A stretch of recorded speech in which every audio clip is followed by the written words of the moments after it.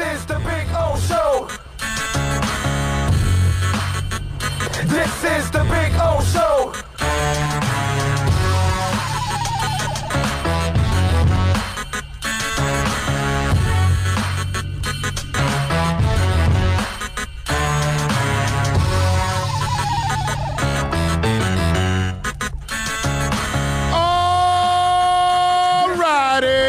Ready to rock and roll. Yes, sir. Welcome aboard to the second half of the show. We are out here at Hialeah Park having some fun. We've got the Flamingo Bar to ourselves out here. So if you got some time, if you happen to be in the Hialeah area, come on by and join us here. We'll be out here till 4 o'clock having some fun. Plenty of ways to participate on the program as always. And you've got the accidentlawfirm.com text line 786-322-1105. If you want to get in, you can also reach out to us on Twitter. That's at Big O Show. The email Orlando at BigORadioshow.com. Of course, YouTube is up, ready, and going. And you can chime in on the YouTube chat board. You can chime in on the super chat. Many ways to chime in on the program. I do want to start off the afternoon show with a thank you. I want to thank America. I want to especially thank all the people here in the state of Florida because we have had a record week in coronavirus cases. And things heightened today on Friday to 8,942 cases, nearly doubling the previous record of the cases set the last couple of days. So 8,000 what? No, 8,942. Just say 9,000. 9,000. Just say 9,000. Okay, that's all you got to do. Just say 9,000 freaking cases. Should we just say Florida man and Florida woman are stepping up? Yeah, it's just wow, and it's funny, man. It really is how some guy was like, well, they're not dying as much. I don't know about this. I don't know so bad it's cases, and I'm trying to tell the guy, well, do you know that Houston's like at 97% capacity in their hospitals? You start overflowing them with these cases, they can't take care of other people with other ailments. And if you have a whole bunch of people with corona, then people want to even stay away from a hospital. They need a hospital, and then they say, no, I'm not going to the hospital. I'm going to end up with corona too. No. Okay? That's what I'm trying to tell you. And then obviously medical costs through the roof. All of these things kind of take part in all of this. It's not just the death rate. You know what I'm saying? Thank the Lord that I don't believe the death rate is high today. But if these cases continue, what do you think is going to end up going up also? The death rate. So you kind of want to, stay away from and again, I'm not the person that is telling you to stay home all the time. You see me, I do a lot of remotes. So it's not like I'm telling you to, what I'm trying to tell you is if you are out, wear a mask around people. So wash your hands constantly. Stay away from people. Don't be part of big-ass groups. Things like that. Do that, and maybe, just maybe, we got all a shot at actually, maybe curving this thing, ending it. That way we could kind of move on with our lives. But 9,000 cases today, that's and now they're gonna stop from opening bars. And so the cases, for those of you that were dying to go out and maybe you wanted to go out to a bar eventually, now you've delayed, the bar thing. And again, why? Because we're irresponsible. But I saw that, man, wow, that number on the way here, I was like, 9,000. How can it be 9,000 already at this point? And you look at it, Arizona, Texas, and Florida are leading the way in states that are exploding, and those are the states that they wanted to open early. California's still in play in that group, right? Yes. I think we're the big four, right? They're right after us, but yes, definitely. They don't have as many as we do. We're still worse than they are right now. But yeah, it's just it's brutal, man. brutal to see what's going on with all of this, man. I just I don't get it. I really don't, man. But just be safe, okay? Just try to stay away from people. Wash your hands as much as possible. I already washed my hands here today already. You know? And why? Because you have to. You have no choice. Do it often. Do it as much as you can. Every time you remember to do it, man. It's well worth it. All right, 786-322-1105. If you want to get in on the accidentlawfirm.com text line, you can also reach out to us on Twitter. That's at Big O Show. I personally am having trouble pulling up the site today, the YouTube site. I don't know what the hell's going on, but it's been really, really slow right now, the internet. I hope you guys are, well, we're on Hardline, so you should be able to get it. But it's just one of those things that I'm trying to connect, and I am having absolute trouble. Can you talk to IT, bro? Because the internet here is just not working. It's not working. We need the internet. So call these guys ASAP, and let's get this thing fixed. Because we need to be able to see the YouTube chat board and all that stuff in order to communicate with people. It's something's going on with Hialeah events or whatever. I told them to reset it, and I guess they did, but it's still not working right now. Or maybe they can give us another place to hook up. Okay, but for us, it's not. My computer's on Wi-Fi and it's flying. Yeah, are you using video? Okay, thanks for I appreciate that. Okay. He's pulling up texts. It's like, okay, I get that. He's got the email. Emails doesn't weigh anything. Video weighs. Video is what we need. So it's got something's going on because normally I connect everywhere, and today it's just not connecting. So have them call and see what's going on because it's actually having trouble connecting with Hialeah Park events. So something's going on with Hialeah Park events that it doesn't have the right thing. So if it gives us if they want to give us a different connection, we'll use another angle to get in for the tango. All right, 786-322-1105 on the accidentlawfirm.com text line. You can also reach out to us on Twitter. That's at Big O Show. And, of course, you can always reach out to us on email, orlando@bigoradioshow.com. We got a loaded show for you today in the afternoon at 1:30.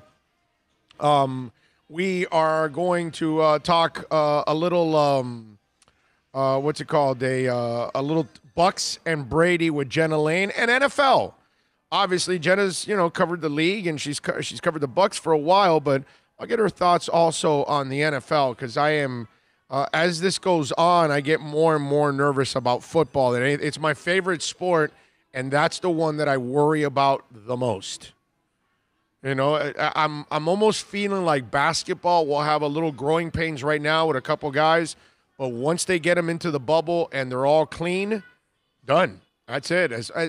Now, they say there's going to be incredible security in Orlando that you won't be able to get out of the bubble. The MLS is also going to do the same thing. As long as you're able to do that and keep everybody in check, then I think you'll be all right.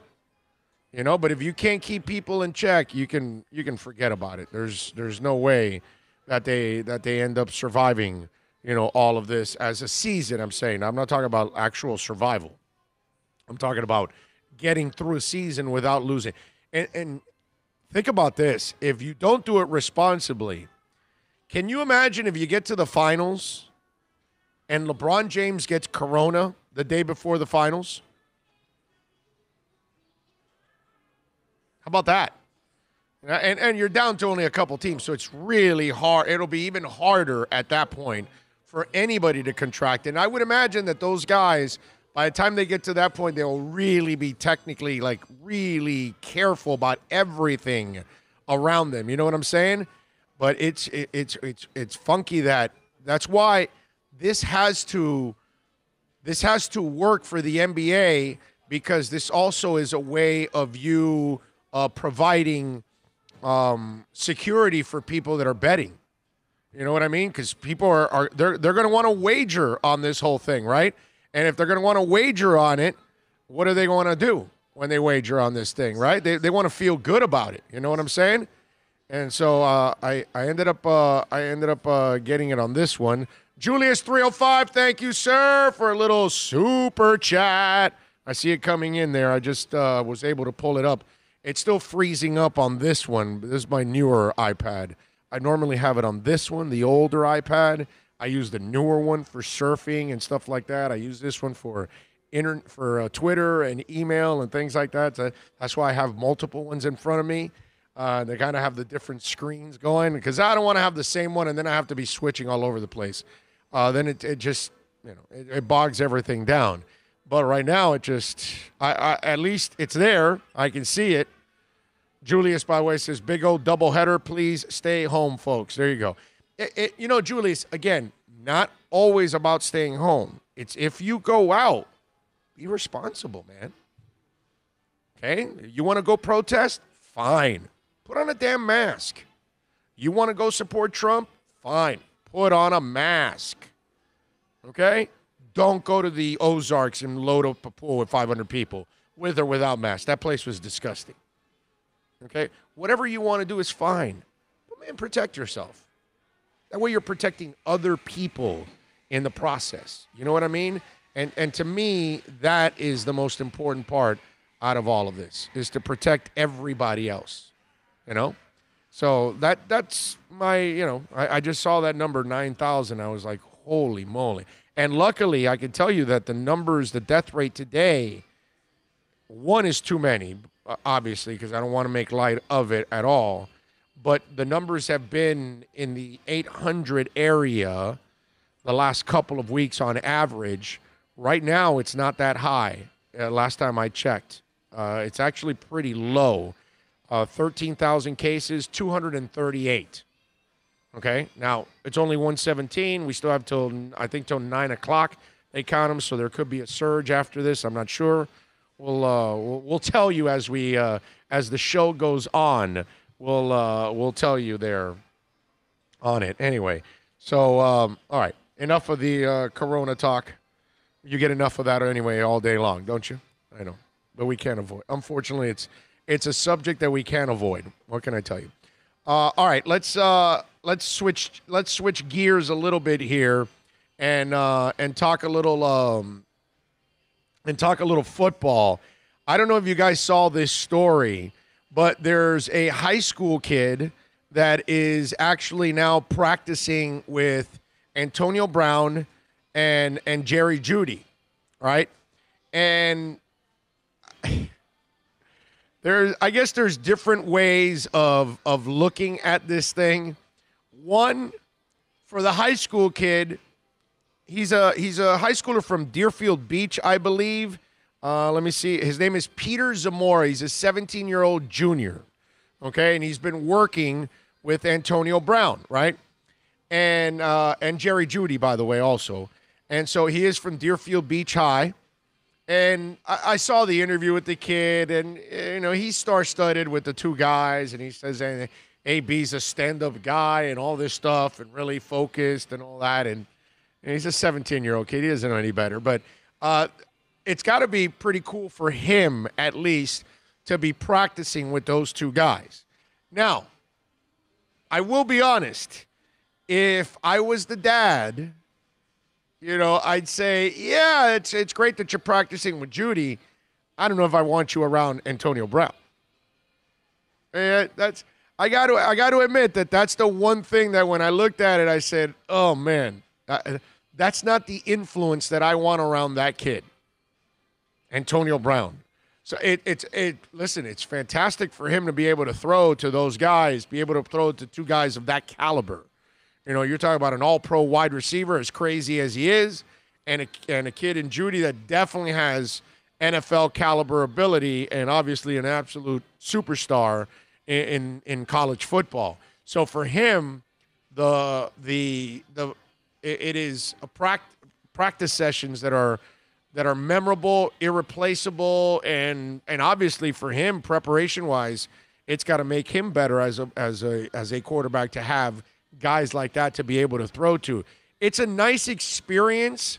The only thing is that if I was Zamora's dad, I don't know, man. I wonder if Zamora's dad is out there watching those practices. I wonder if he goes out there, takes the kid, and just kind of oversees everything to make sure that the crazy of Antonio Brown doesn't rub off on his son. You know what I'm saying? I hate to be so cruel about it, but I have to be honest, because if I'm the father, I would be concerned about my son around a guy like AB. I don't think AB is a good influence for anybody. I think that guy's crazy. I think he's ignorant. I think he has this entitlement attitude that I wouldn't want my son to inherit. You know what I mean? I'd rather him be the kind of kid that is a little bit more humble and is willing to earn his keep and not necessarily expect everything to be given to him, and also expect for people to be to adjust to your bad behavior, which is basically what Antonio Brown has done for many years. So he's acted like an a-hole, but he expects you to accept it because he can play football at a high level. And that kind of attitude is not the kind of attitude that I would want with this kid. I know it's in a fun world, it's nice to talk about, oh, well, he's throwing to AB, he's throwing to Judy, but in reality, I would kind of be sick to my stomach as a parent if I saw that going on, and I would say to myself, you know, this is one thing that I'd like to eliminate if I can, and not allow my son to possibly be poorly influenced by somebody. And at 17, as you all know, you are easily influenced on a lot of things.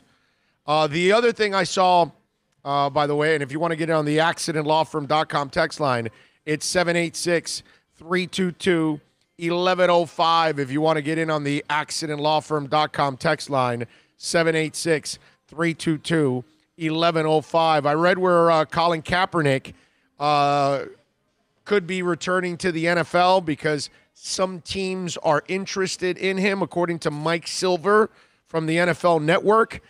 He says that I have talked to one head coach who is absolutely interested. The holdup is the lack of ability for teams to get physicals and work out for Colin and all that to try him out. He says Colin Kaepernick, who has not played since 2016, finds himself in the same situation that Cam Newton and Jadeveon Clowney do, Silver said, which is a team that would be ready to sign him and would want to work him out. Now, let me explain something to you where this is all a bunch of bull crap. Okay? None of that matters anymore. Why? You can bring Kaepernick over to your facility. He doesn't have to go inside. Neither does Jadeveon Clowney. Neither does, who's the other one that is said there? Oh, Cam Newton. Okay, now, first of all, Jadeveon Clowney has priced himself out of free agency. He did it before COVID, during, and he continues, okay? And now he's brought his number down, so he kind of hurt himself already at this point. Cam Newton is a guy that doesn't want to sign as a backup. Whoever he signs with, he wants to compete as a starter. He's going to come in with an attitude like a starter. No team is going to bring Kaepernick in unless Kaepernick says, yes, I am a backup. I will be a backup. I will support. I am here to service. That's not going to happen with Cam. And Kaepernick, at this point, it's not like he's demanding to start anymore. He's willing to come in. The problem is, I already told you a few weeks back about this. Everybody already made their quarterback decisions. They've already made all their moves. It's too late now. Now all you're doing is trying to find a team to say, all right, well, we'll bring them in for the PR purposes of it. Because now you're expecting good PR from all of this. So that's the only reason you're doing it. But if you really needed a quarterback and you wanted to work out Colin Kaepernick, I mean, they did sign Tom Brady, didn't they? They found a way to get a physical and all that because it's Tom Brady, right? Colin Kaepernick's not that important.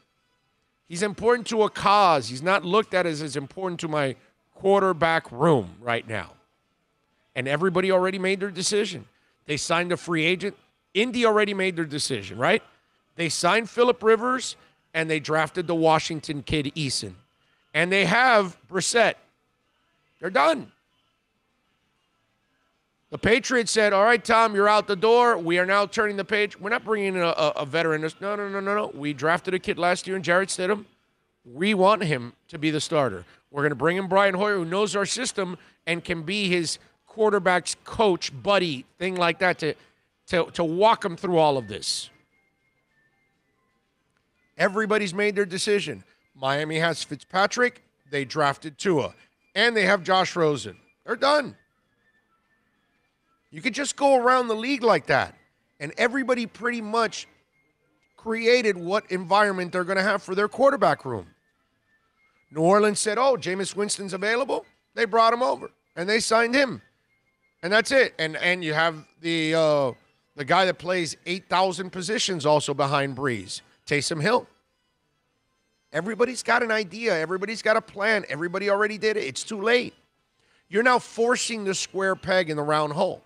And then the interesting part, the interesting development of that follow-up story to that if the teams supposedly, Mike Silver says, are interested, well, Colin Kaepernick and his people have not heard one peep from anybody. Okay? So you're talking about, okay, so if they're really interested, okay, according to Mike Silver, it says it's possible teams are interested. It's possible they're waiting until training camp approaches before making its move. It's possible. However, no one has reached out to Kaepernick's camp to gather any information or do anything that says there's interest in him. You know? And so that's where this becomes a real problem for them. You know what I mean? And so it's a bunch of miscommunication going on, right? Reporters saying people are interested. And remember the story with the Chargers a week and a half ago. They were never interested. Anthony Lynn was like, oh, yeah, I know he's on the workout. Yeah, if something happens. That doesn't mean they're interested. People want to write it, and they want to create the perception out there that they're interested, and they're not. They're just telling you, yeah, he's on the workout list like whatever other quarterback is left over. What Lynn didn't tell you on that workout list for Cam is, or Kaepernick, is what number is he on that workout list?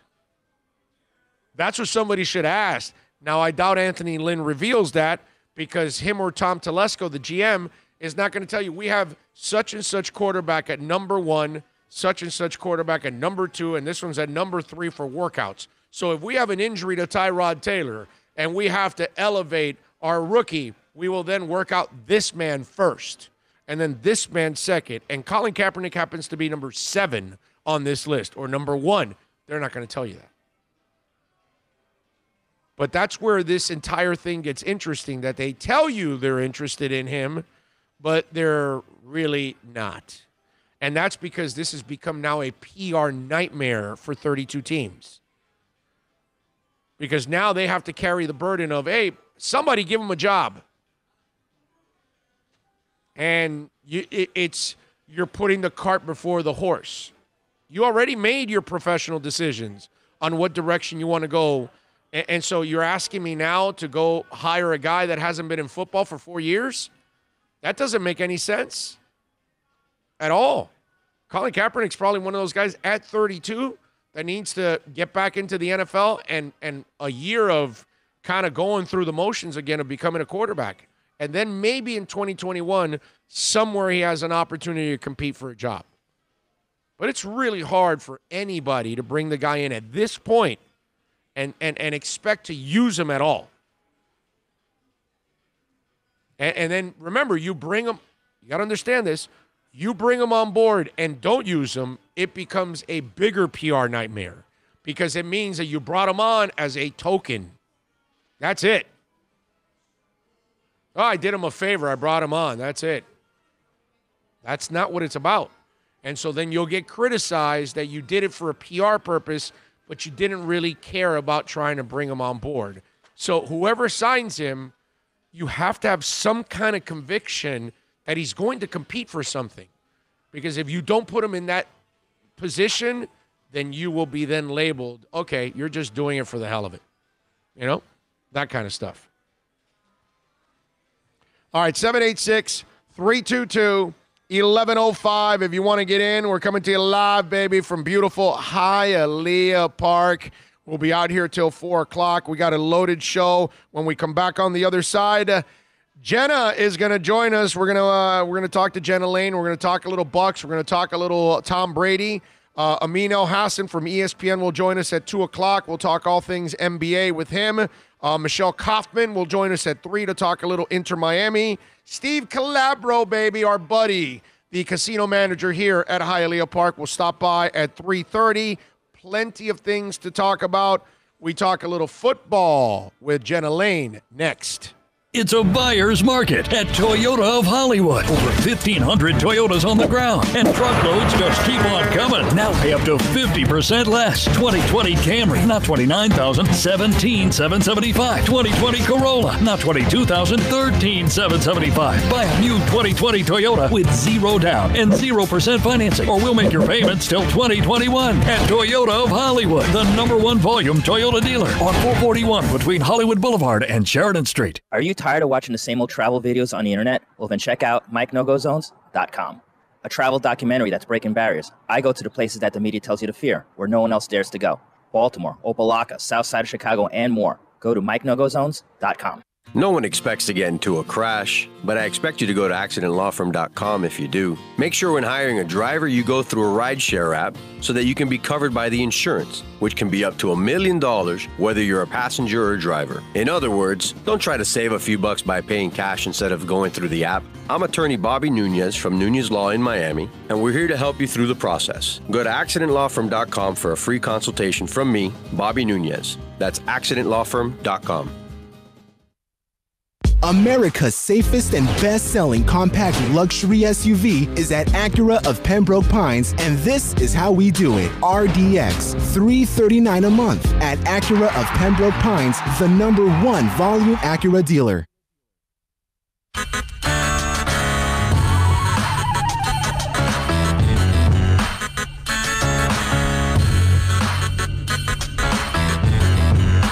This is the Big O Show. This is the Big O Show. This is the Big O Show.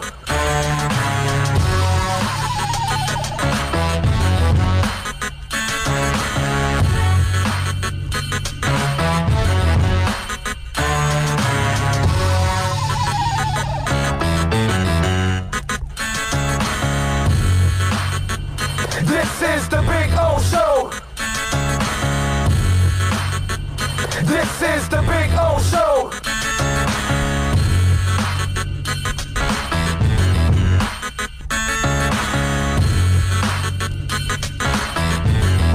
All righty. Yes, sir. Time to rock and roll. We promised you we're going to talk a little football. We love talking football.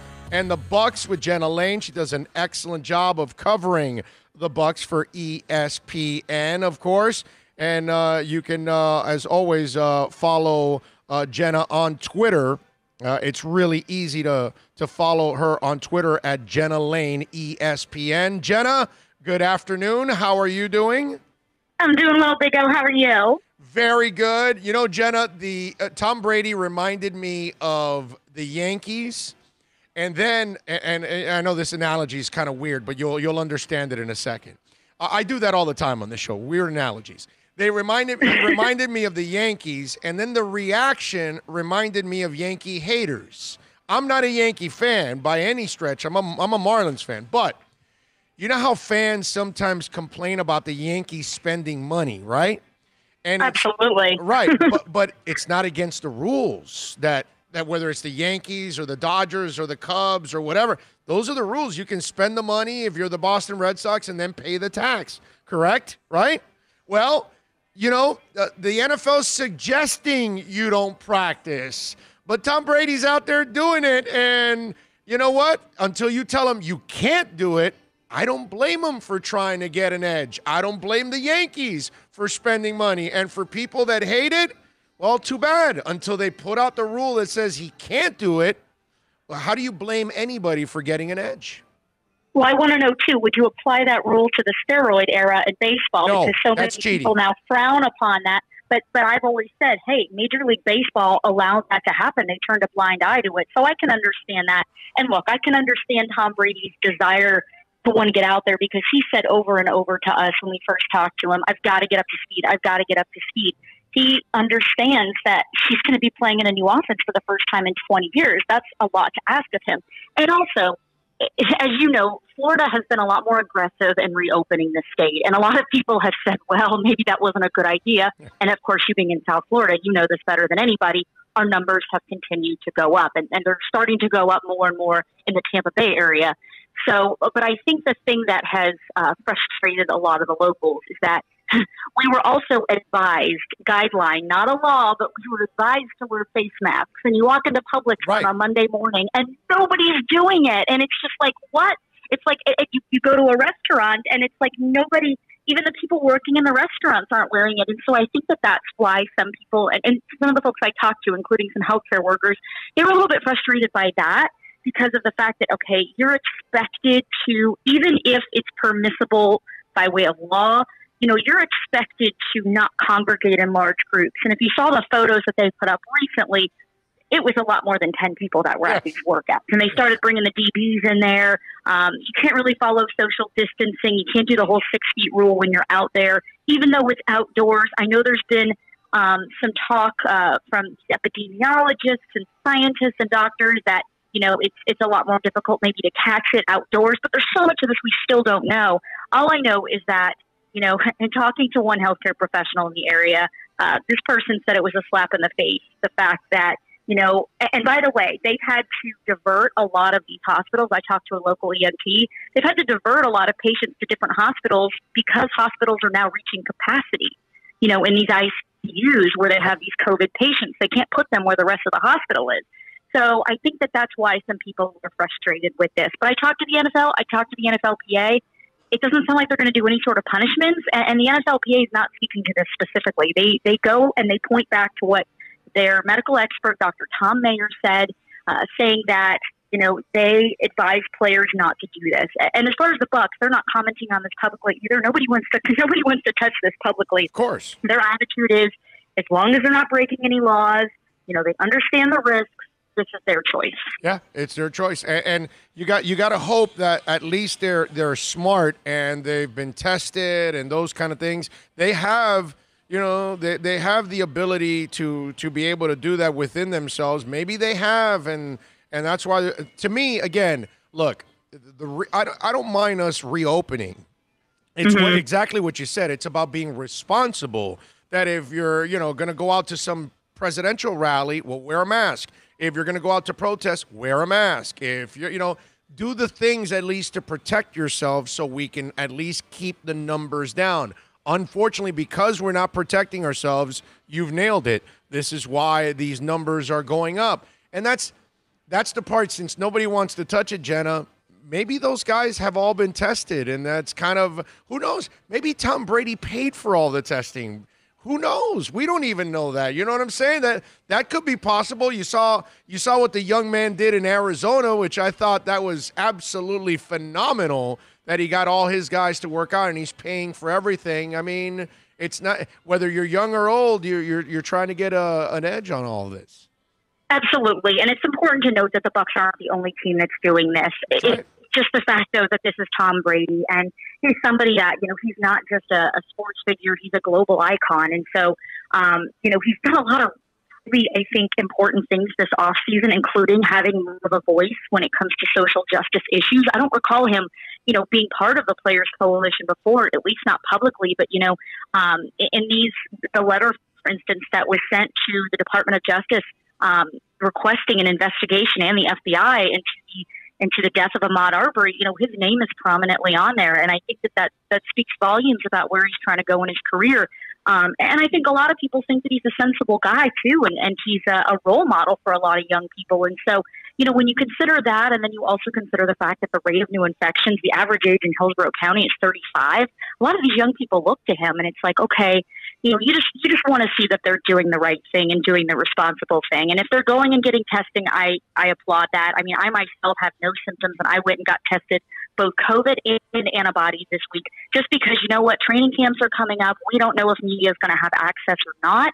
But I wanted to know my situation. I wanted to know my status, but also, where I live, my apartment complex, our gym opened up, and it's a very small gym. You only have like maybe 2 other people that are in there at a time, but there's some elderly people that go in there. I would be devastated if I learned, and that's the thing, you can be an asymptomatic carrier, which I've had multiple friends that have been asymptomatic and tested positive. You could spread it to somebody and potentially kill them because they don't have as strong of a defense mechanism and immune system that you do. So I think it's just about being responsible. And unfortunately, a lot of people, I know people here, and I've seen it in South Florida too, they haven't been real happy about these mask mandates and stuff. So, they're not real happy about these guidelines that have now become laws. So it's definitely an interesting time. But also it's a matter of, you look at the Colorado Rockies. They had 3 players that were working out together, and they all tested positive recently. And now they've got to report to spring training. And that's concerning because, I think we're all watching Major League Baseball. We're all watching NBA and how this goes. I mean, I'm amazed that right now that MLB is going to be having media access. I certainly hope that goes according to plan because, again, there are implications for this that far exceed just those respective sports. Yeah. No, I'm with you. Jenna, I got to tell you, I don't think college football happens at all because there's no way you're going to control 100 kids that are, in the peak of their, craziness in life. I think it's going to be impossible. I think the NFL is going to be really tough too because if there's no bubble like the NBA is the only one that I kind of give hope because this thing, how are you going to control all the football players, especially in training camp? In and out, if they're going to go back to their families, back home, they're going to go. The younger guys, Jenna, they're going to be guys that are going to go out to whatever they can, parties, hangouts, whatever, because young people do that. And those kind of guys, you and I have been around these people for a long time. They feel like they're invincible. And I know this thing can humble anybody, but those, young people, it's not just football players all across the country now. We're watching the age of the people contracting it now, and it's getting younger and younger and younger because those are the people that are brash and out there. And I have a hard time believing, Jenna, that the NFL is going to be able to survive this way, considering how contagious it is. Look at golf, and there's no contact, and they're losing guys. Yeah, that's really, really concerning. And the NFL is trying to take measures. I mean, they're looking at expanding practice squads to like 16 people, which, so what if you get a whole entire, what if something wipes out an offensive line? Oh. Then what are you going to do? So, I personally am of the belief that, if they're going to do this, I feel like the only way you can really safely do this is to practice together outdoors. But even so, you can't, you got to, at some point, you're going to be less than 6 feet from people, right? I mean, that's just the nature of football formations. But then you do everything else away from the facility. All your team meetings, you don't be in these small meeting rooms, right? And you also have to consider the fact that, you have a head coach that has had multiple bouts with cancer, and you have an 81-year-old assistant in Tom Moore. Oh. You've got to protect them at all costs. So it's going to be really interesting to see kind of what happens. And you're right. And living in a bubble, let me just say this. I mean, I've lived in that bubble the whole time because my parents live 45 minutes away. My dad is high risk. My mom's kind of on the bubble with that as far as age goes. I wanted to see them throughout this. It's been very hard on my parents. My sister's an intensive care unit nurse treating COVID patients. So they haven't seen my sister really since March when this whole thing began. So for me, I feel like I need to go over and see my parents all the time because I know that there's that void there from my mom not seeing both of her girls. So I feel like I've had to live in that bubble. And I'm somebody that in the off season, I tend to do okay not being around a ton of people. But even it's gotten to me some. I mean, it's been hard. I mean, I think it's psychologically difficult. So it's not even just that people want to go out and party. It's just you want to have some interaction with the people you love and care about. And it's like, what are these players that are parents? What are they going to do? Like screen the children that their children play with? Because if you're putting them in a bubble, then they're getting to put their kids in a bubble too. So I just think it's going to be really difficult. But, I'm trying to be optimistic because at the same time, there's so many things in our country that are so negative right now that it's like, I feel like you have to be optimistic just to kind of get through every day, right? And I think hope is the one thing. Hope for an NFL season, if we can do so safely, I think is the one thing that's kind of keeping people going is just the possibility of having some semblance of normalcy. I know. It's because look, we have no concerts, we have no sports, we have no TV shows, no soap operas. I mean, there's nothing new being made in any way of life. You know what I mean? So it's crazy that the few things that are able to get through, like UFC or golf or boxing, you know, they're getting incredible attention because everything else is shut down. And it's like really weird. It's a weird time in this world that there's nothing updated outside of the news. You know, that's crazy. That is, you bring up a really good point with that, and it's difficult. And even the Netflix documentaries. I mean, I'm asking my friends, "Hey, I need some more serial killer docs. I'm running out of stuff. I need some more true crime recommendations. What do you got?" Thankfully, there are some more documentaries coming out on Netflix or like the 30 for 30s. Even though, yes, I do work at ESPN, but I have nothing to do with the 30 for 30. So I'm not tooting our horn on that or anything. But I think some of those have been pretty good. I love the Jordan documentary. I thought they did a pretty good job with that. So, but yeah, it's tough. I mean, even like the 4th of July, you're thinking to yourself, well, what am I going to do? I guess just watch fireworks from inside my apartment somewhere, or just try to go to a secluded area where there's nobody that's going to come near me. And then you got to wonder, well, if I'm going to do that, where can I use the bathroom? And just all those things. It's difficult. So, I mean, at least we have beautiful beaches, but even so, it's hard to have social distance at those places too. Yes. Yeah. It's almost like, and I'm sure, well, the good thing about on the West Coast, man, you guys got so many little areas. Maybe you could find some spots where you can hang out in the water for a little bit without anybody, because you got so many bridges and beaches all over the place. And I don't know, is that area on the West Coast, or is it hard? Because in South Florida, it's hard to find a beach where you're not going to run into people unless it's your hotel that has a private beach or something like that. It's going to be really tough. How about for you guys in Tampa? Is that, because it seems like with all those types of bridges and islands and everything else, that there's got to be some places that you guys have to know where there might be a little quiet. Yeah, there's less development out here. I mean, they have, of course, like Fort DeSoto, which is really where you go if you want to kind of get like the old Florida nature feel. Honeymoon Island State Park. Like, I mean, then you go to like places like St. Pete Beach, or even, Father's Day. I convinced my dad, hey, let's go watch the sunset, at Treasure Island, which the sand is it's like a mile wide sand. It's crazy. I still with beach erosion, I don't know how they're able to keep it the way they do. But even so, like, we took separate cars out there. Again, he's high risk. So he's got asthma, he's got diabetes, he's 72. So, we took separate cars. We both wore masks. We were 6 feet from each other, but nobody else was really out there. So, I mean, I know supposedly it's a little safer outdoors, and you don't have to wear a mask outdoors and everything, but still, I saw a lot of people not adhering to social distancing. But I think it's a little easier here, and my job's a little more flexible to where, if I wanted to kind of take a day off during the week, I think it's a lot easier. It's a lot easier to kind of get out and to see the beach. And there are still even some parts of the beach in this area where you can actually drive and actually see the water, see the beach from where you're driving. I know it's a lot harder to do that in South Florida. Yeah, but you guys have the bluer water. You have the bluer water.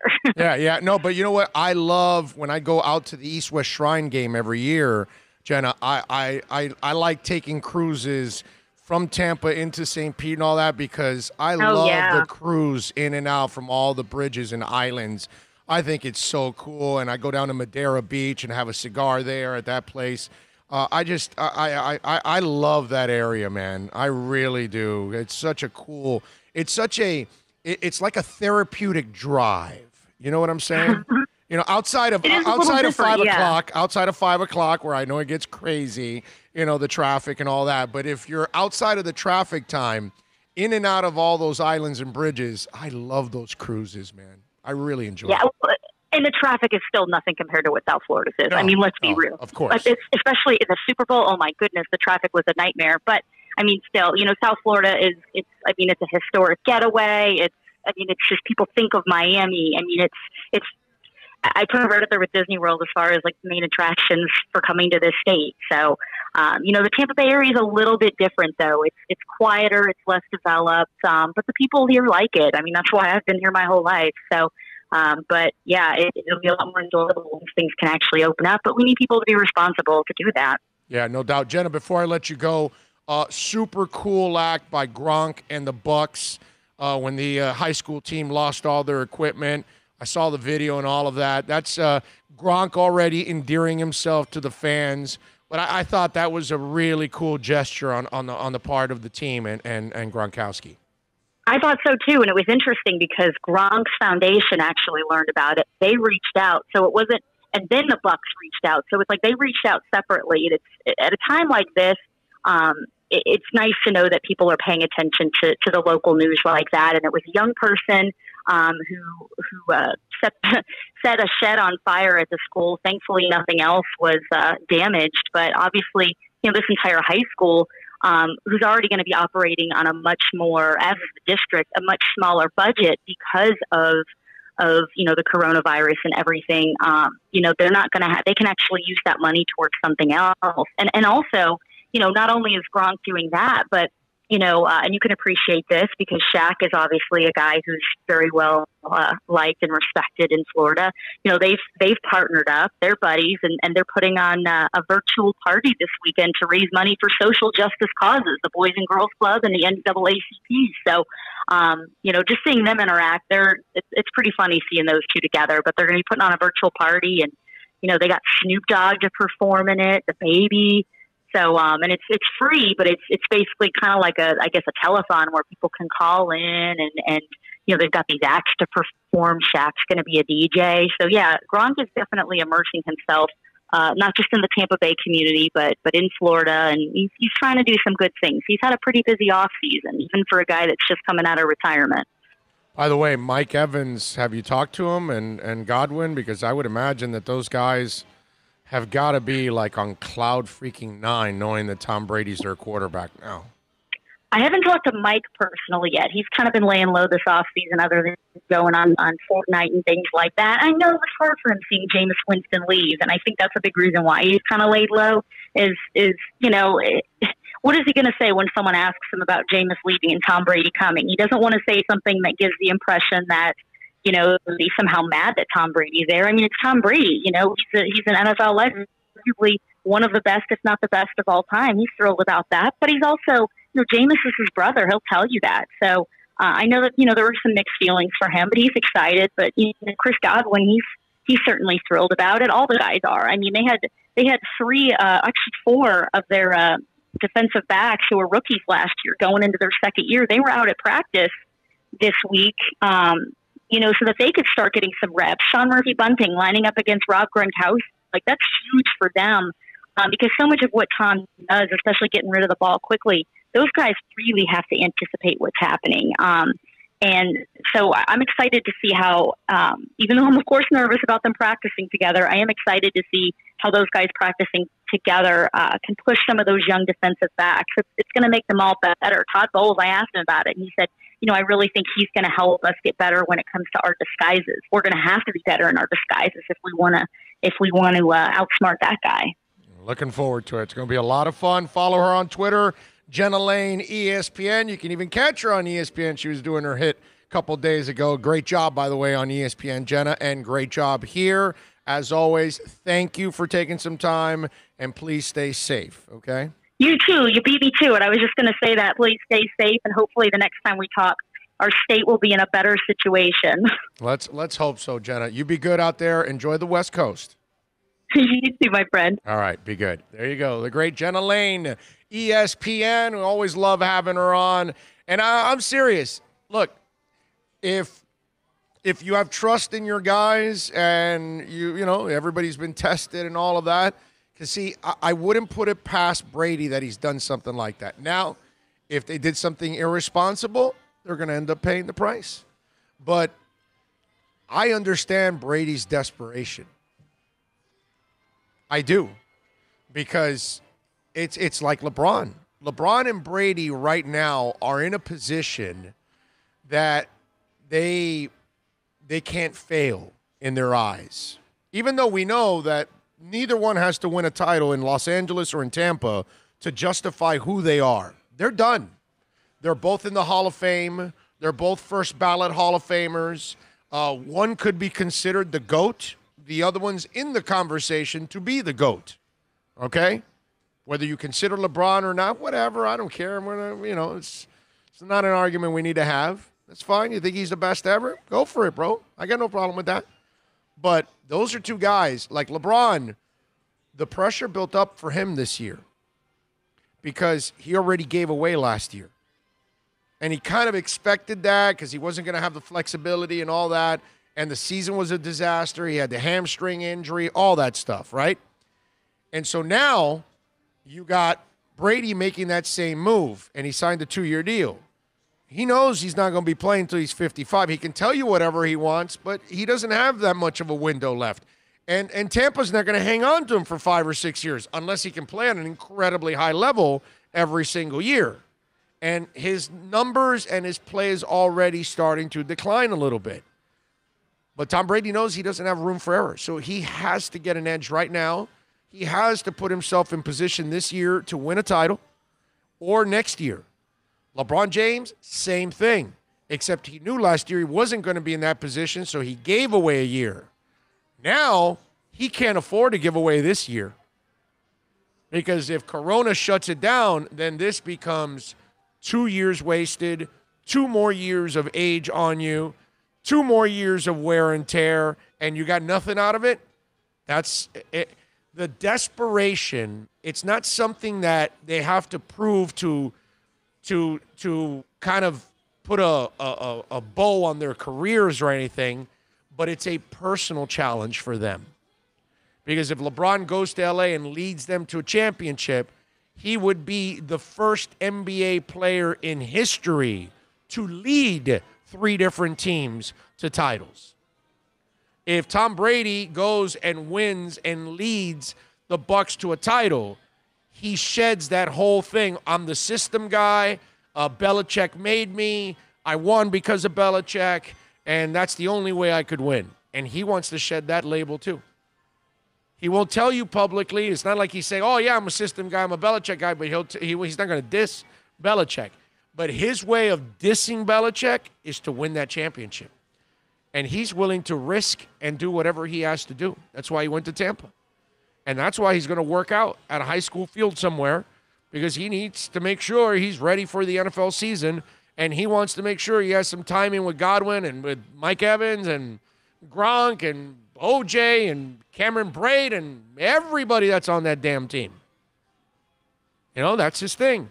So it's like both guys are madmen, and they're driven by this crazed idea of winning the Super Bowl and winning it now. I've got to win the NBA title now.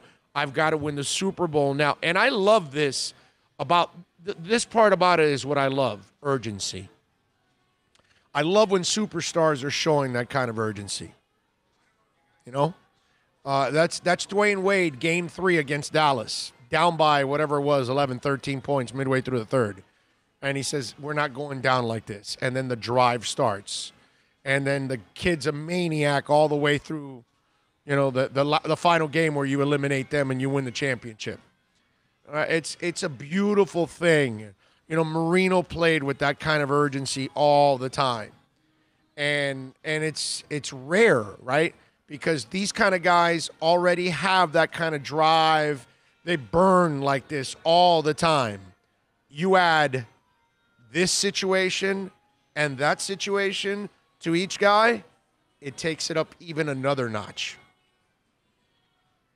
Tom Brady's intensity now is probably the highest it's ever been because he's driven now more than ever to win a title and to really prove people wrong, shed the shadow of Belichick, all of those things.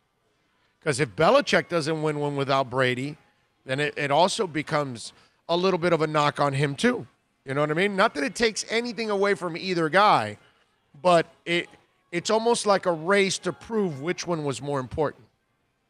And for LeBron, he is doing something that's going to add to his history, which is just absolutely, phenomenal.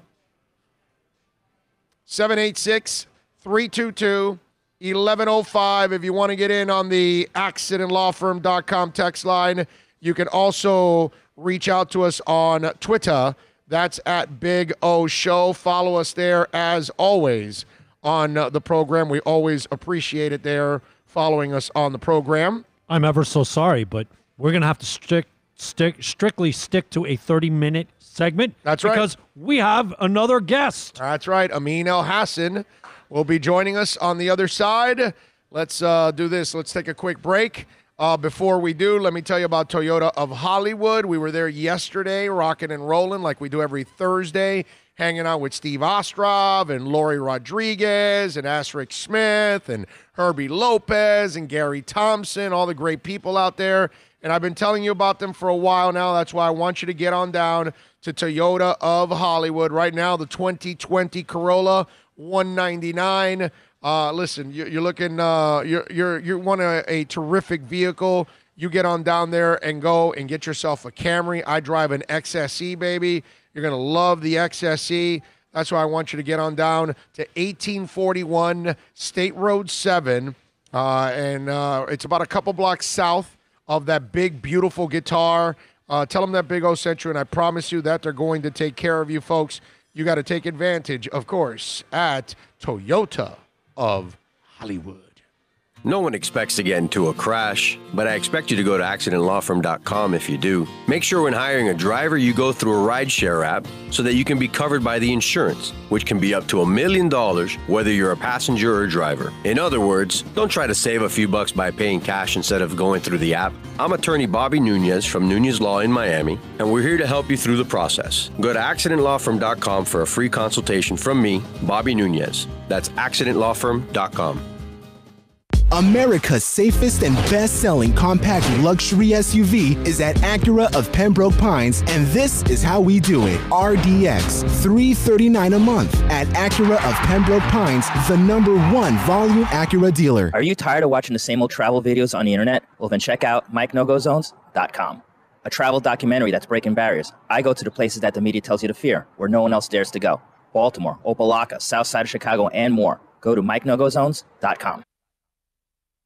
It's a buyer's market at Toyota of Hollywood. Over 1,500 Toyotas on the ground, and truckloads just keep on coming. Now pay up to 50% less. 2020 Camry, not $29,000, $17,775. 2020 Corolla, not $22,000, $13,775. Buy a new 2020 Toyota with 0 down and 0% financing, or we'll make your payments till 2021 at Toyota of Hollywood, the #1 volume Toyota dealer on 441 between Hollywood Boulevard and Sheridan Street.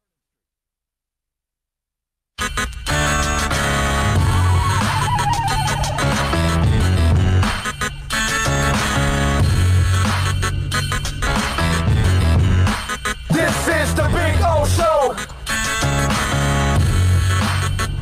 This is the Big O Show.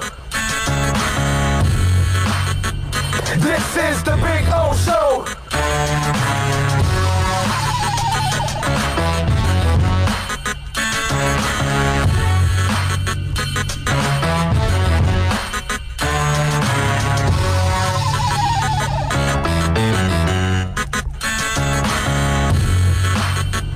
This is the Big O Show.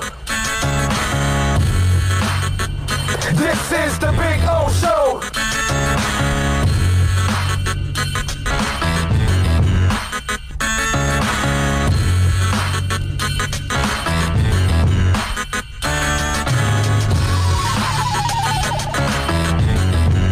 All right, we're back. We're going to start off hour number 2 with a little basketball. And, of course, you can follow my man Amin El Hassan on Twitter at Darth Amin. You can catch him at ESPN, Levitard Show, all over the place. He's like Sagua Fair. He is everywhere. And, of course, Sirius NBA Radio. Correct, Amin?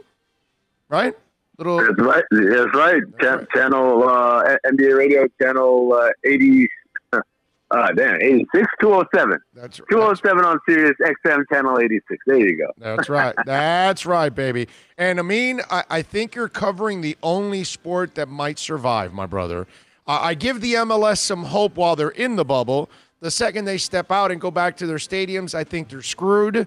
I think NFL teams are screwed to be able to control all those men and have them go out on the streets, especially the young guys that are going to look for the streets. College football, you can forget about controlling 100 penises on each team. That's not going to happen. The NBA, that one, doing it in a bubble, I think they nailed it, man. They get the guys that are sick now. They quarantine them. They get them in the bubble healthy. And as long as you can keep everybody in that bubble, man, I'm afraid that the NBA is the only sport we may end up really enjoying all the way through.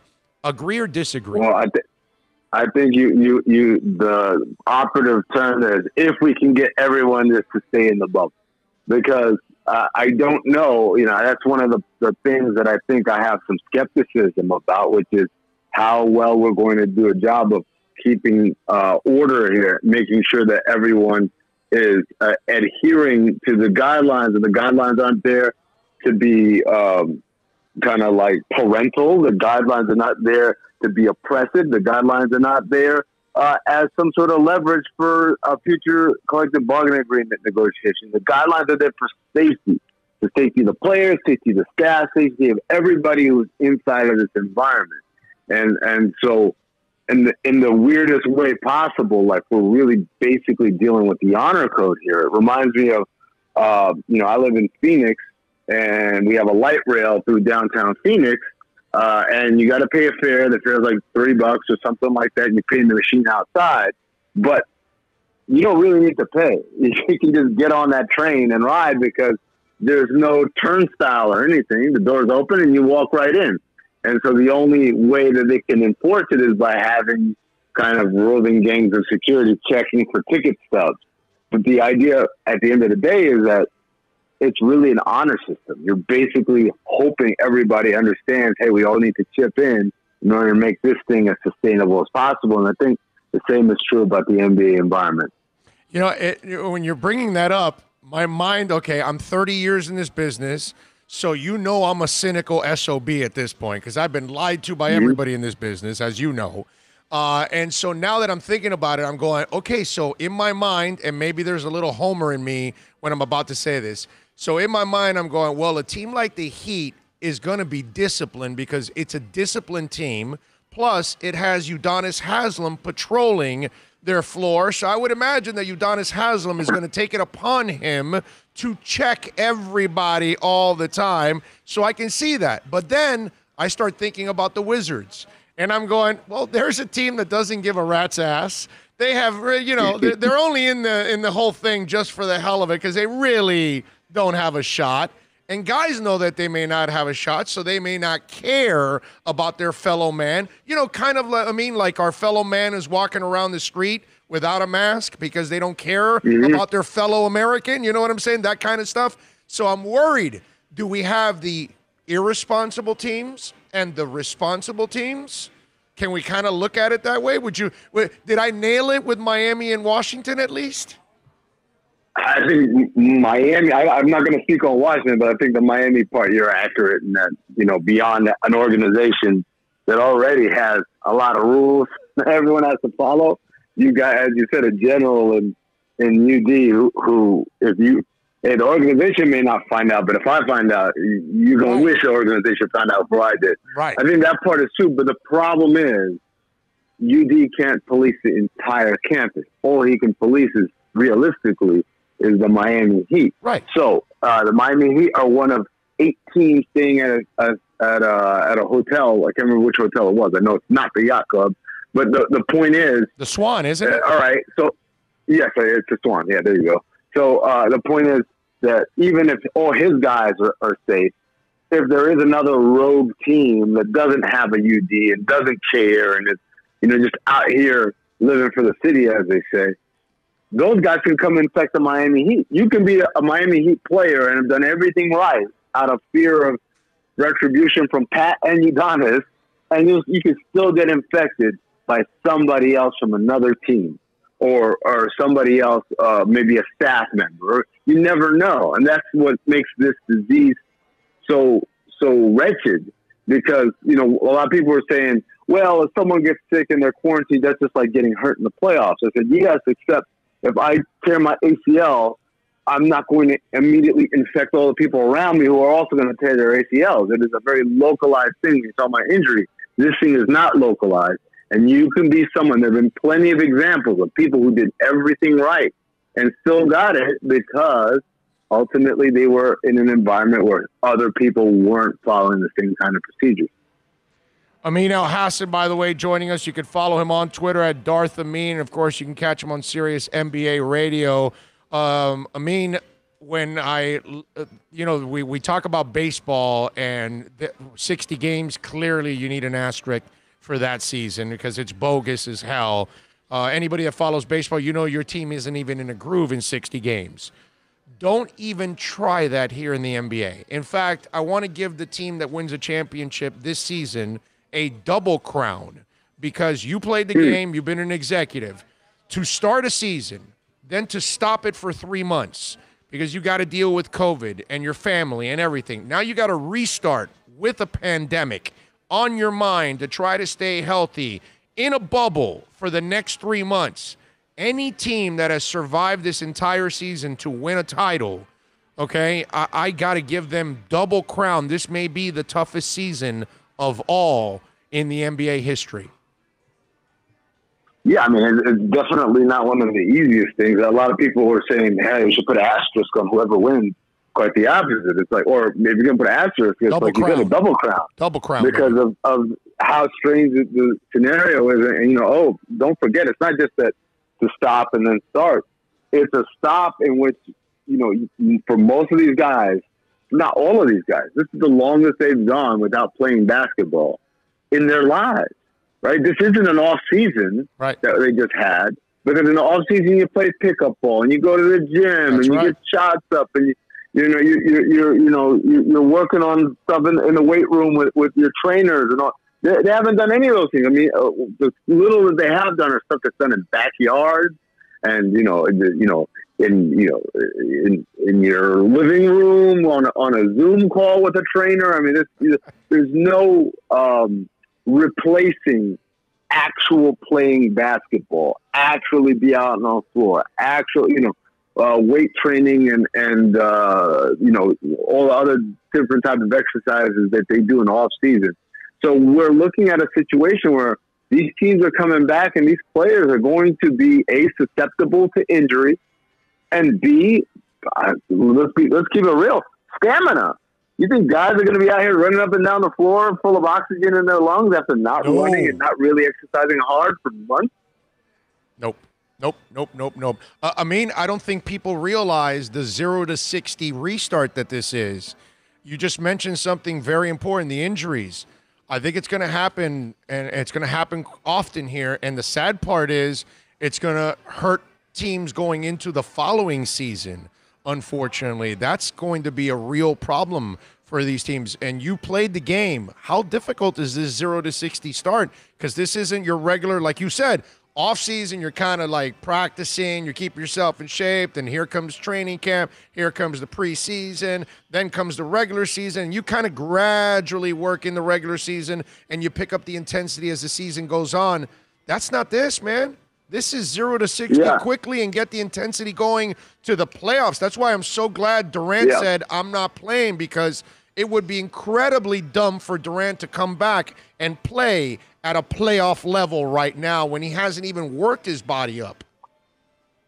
Yeah, so you got 3 inter-squad scrimmages and then 8, regular season games or seeding games or what they're calling them before you get right into best-of-7 playoffs. 4 rounds in a row right there. So, like you said, what I always tell people, one of my big responsibilities when I was working for the Suns is the rookies, I would take them under my wing and kind of walk them through the off season up until they get to the season. So, you get drafted, you come in, you get some workouts, you do your mini camp, your summer league mini camp against the other people who are going to be on the summer league team. There might be people on the team, there might be people who are undrafted free agents or guys who played in Europe or whatever. and you're like, okay, I get a taste of a higher level of competition than I saw in college. Then you go to summer league, and you're like, oh wow, okay, this is the 3-point line and the 24-second shot clock, and now you're fully in an NBA environment. But the talent level isn't that great, but still it's a level up from what you were doing at minicamp. Then you go to preseason, and then you realize, oh yeah, like in summer league there were maybe like 2 or 3 NBA players per team. Now it's most of the players I'm going to see in the preseason are NBA players. There are a couple of guys on the fringe or whatever. You get through preseason, you get to regular season. Not everybody is legitimately an NBA player, and you see that in the preseason, all the vets weren't really taking it seriously. They were just kind of like going through the motions. Now regular season here. Now the intensity ups a notch. You're like, oh wow. And so you go through your regular season, you're like, okay, I think I figured this thing out. And then you get to the playoffs, and you realize, oh no, there's a whole next level of intensity and focus and attention to detail that everybody kicks up to. That I just gotten accustomed to this other level for 82 games, and now like, oh my God, that was nothing compared to this. And the best example I can give is when LeBron returned to Cleveland. There's a game early on where they're playing against Chicago, and the crowd is going nuts. And Kyrie Irving nudges Mike Miller, and he says, hey, is this what the playoffs are like? And Mike Miller laughed and said, no, it's nothing like this. Because the playoffs, it's not about people screaming. It's about everybody on the floor is treating it with a different level of seriousness. So what you're talking about, is these guys are going from not playing at all to like a few weeks of a training camp to some 3 what we'll call preseason games and inter-squad scrimmages to 8 seeding games that are not your regular 82 jog through it. They're high intensity because you're fighting to move up in the seeding. If you're one of those teams like Portland or Sacramento, you're fighting to get to a place where you might be in the playoffs. If you're Milwaukee and if you're if you're the Lakers, your lead is not insurmountable. You got to kind of keep everybody honest there. And then obviously you want everybody on the same page chemistry-wise, because what comes at the end of these 8 games is the real deal. And I think all of those things represent an accelerated schedule of intensity ratcheting up. And that's something to watch out for.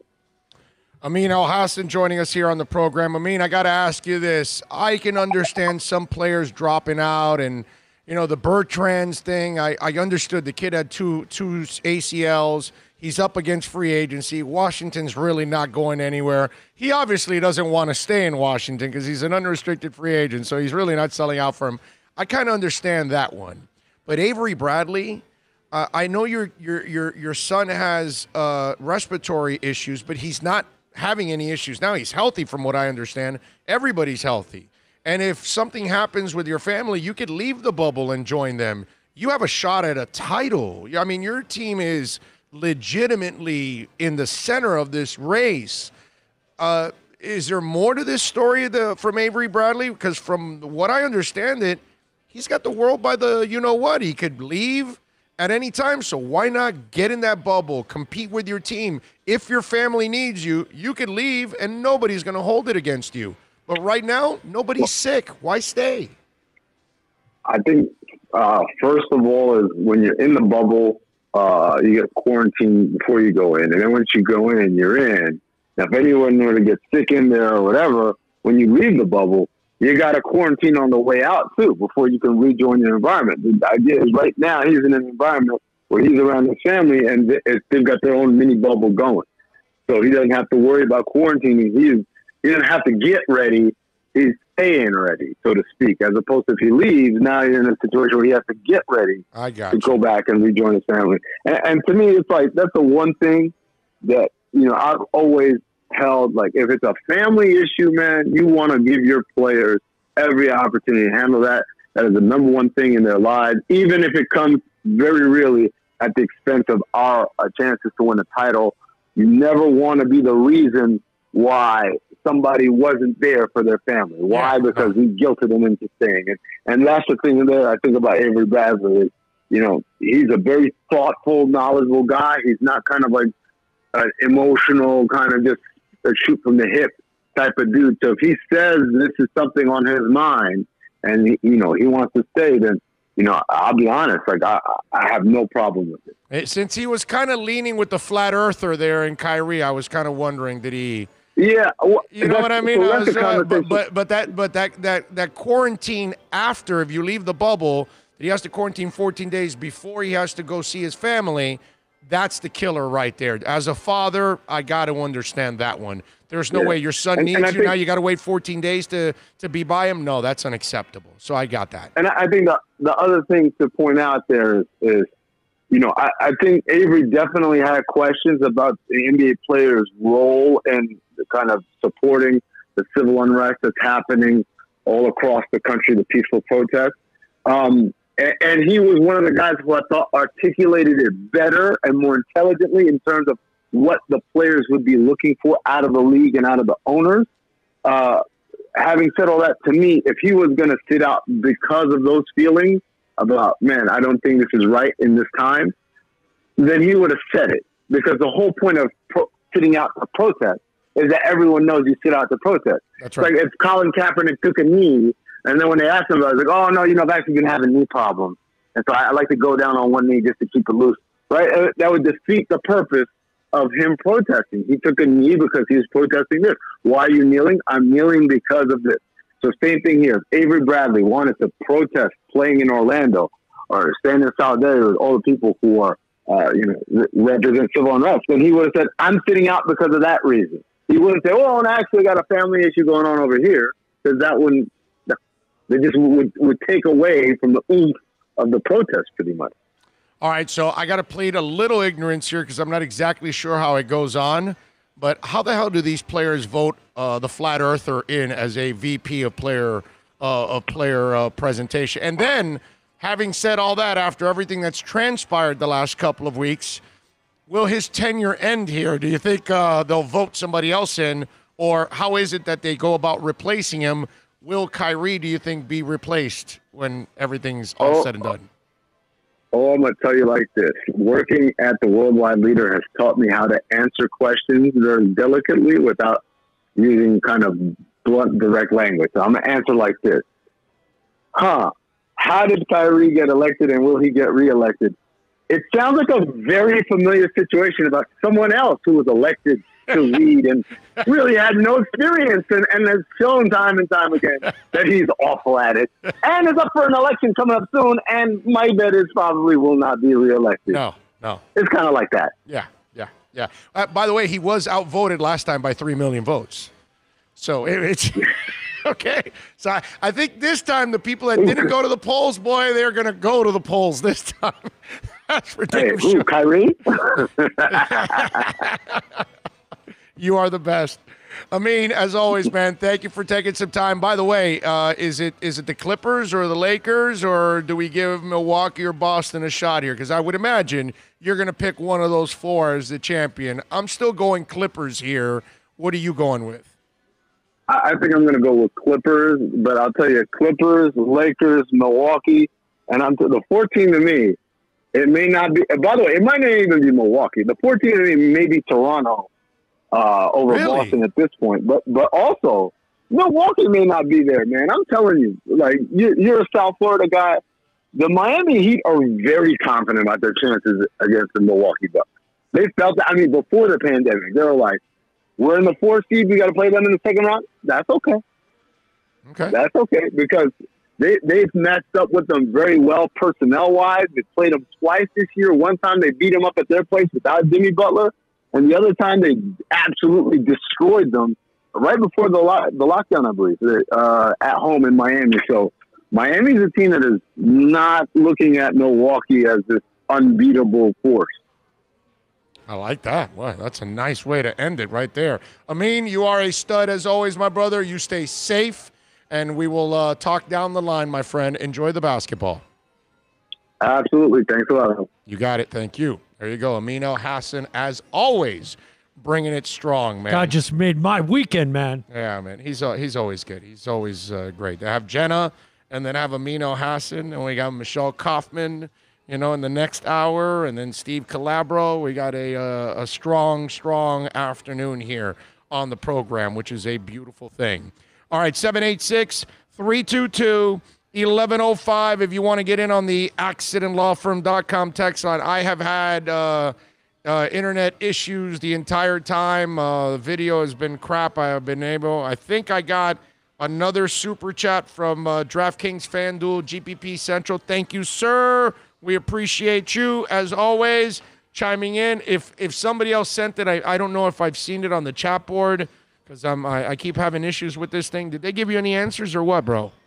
Because it's been a while now that I got with security.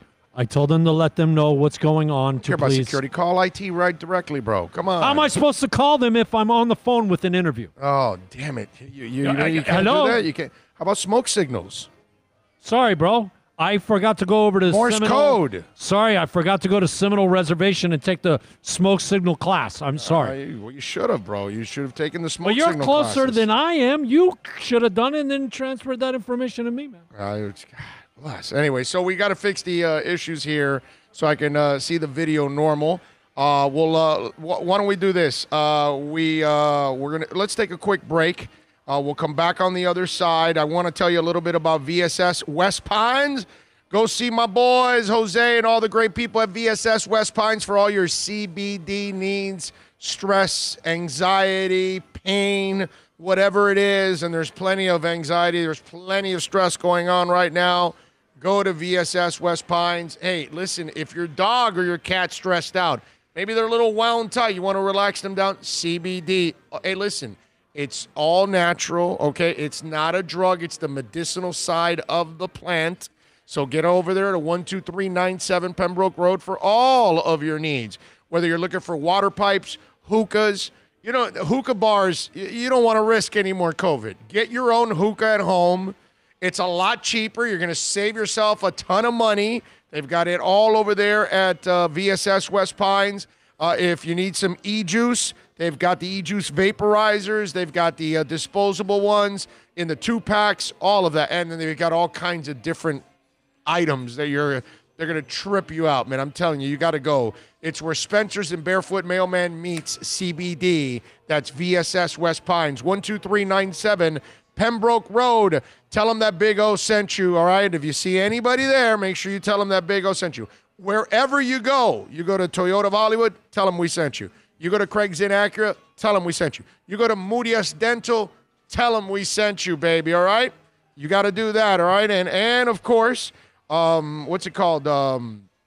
If you come out here to Hialeah Park, you tell them we sent you. You go to Caneswear, you tell them we sent you. You go to EJD Construction. Another one of our listeners now has called EJD Construction. There you go. When you get great work, people call all the time. Let's take a break. Come back with more right here on The Big O Show. It's a buyer's market at Toyota of Hollywood. Over 1,500 Toyotas on the ground, and truckloads just keep on coming. Now pay up to 50% less. 2020 Camry, not $29,000, $17,775. 2020 Corolla, not $22,000, $13,775. Buy a new 2020 Toyota with 0 down and 0% financing, or we'll make your payments till 2021 at Toyota of Hollywood, the #1 volume Toyota dealer on 441 between Hollywood Boulevard and Sheridan Street. Are you tired of watching the same old travel videos on the internet? Well, then check out MikeNoGoZones.com, a travel documentary that's breaking barriers. I go to the places that the media tells you to fear, where no one else dares to go. Baltimore, Opelika, South Side of Chicago, and more. Go to MikeNoGoZones.com. No one expects to get into a crash, but I expect you to go to accidentlawfirm.com if you do. Make sure when hiring a driver, you go through a rideshare app so that you can be covered by the insurance, which can be up to $1 million, whether you're a passenger or a driver. In other words, don't try to save a few bucks by paying cash instead of going through the app. I'm attorney Bobby Nunez from Nunez Law in Miami, and we're here to help you through the process. Go to accidentlawfirm.com for a free consultation from me, Bobby Nunez. That's accidentlawfirm.com.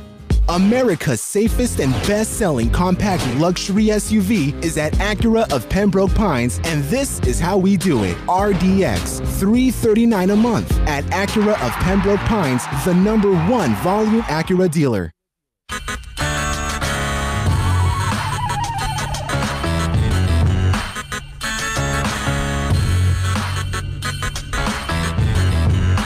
This is the Big O Show. This is the Big O Show.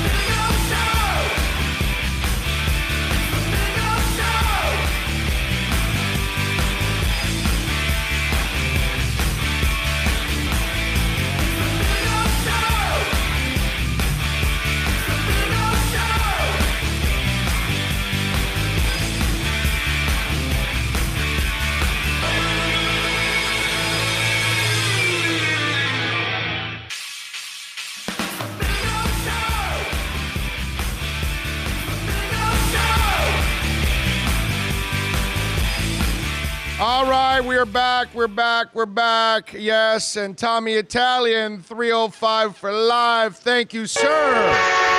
What? Super chat. Super chat. No way. Yes way. No way. Yes way. They were fantastic. Super chat. All right. And this is for any super chats that we're missing. What the hell? Super chat. That took guts. We need guts. I told you I can totally super chat. So you think you got what it takes? You have no skills. This is permanent. Good job. I'm promoting you. You got a lot of problems, don't you? Take pride in that.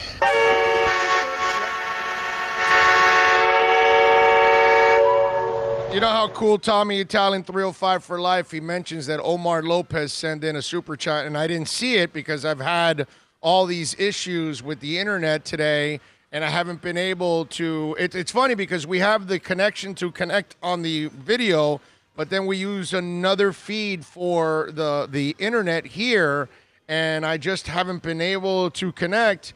Now they gave us one, and I'm trying to pull it up here on this damn thing, and I can't actually pull it up, which is crazy, man. Sucks. Trying to pull this thing up, and I'm trying to connect, and we can't damn connect to... Do you want me to do another super chat just for good measure? Omar Lopez sent... Is that like your second one, Omar? Is that what you did, dude? Thank you, man. I appreciate you. That is... I know that, dude. Super chat. Oh, gnarly.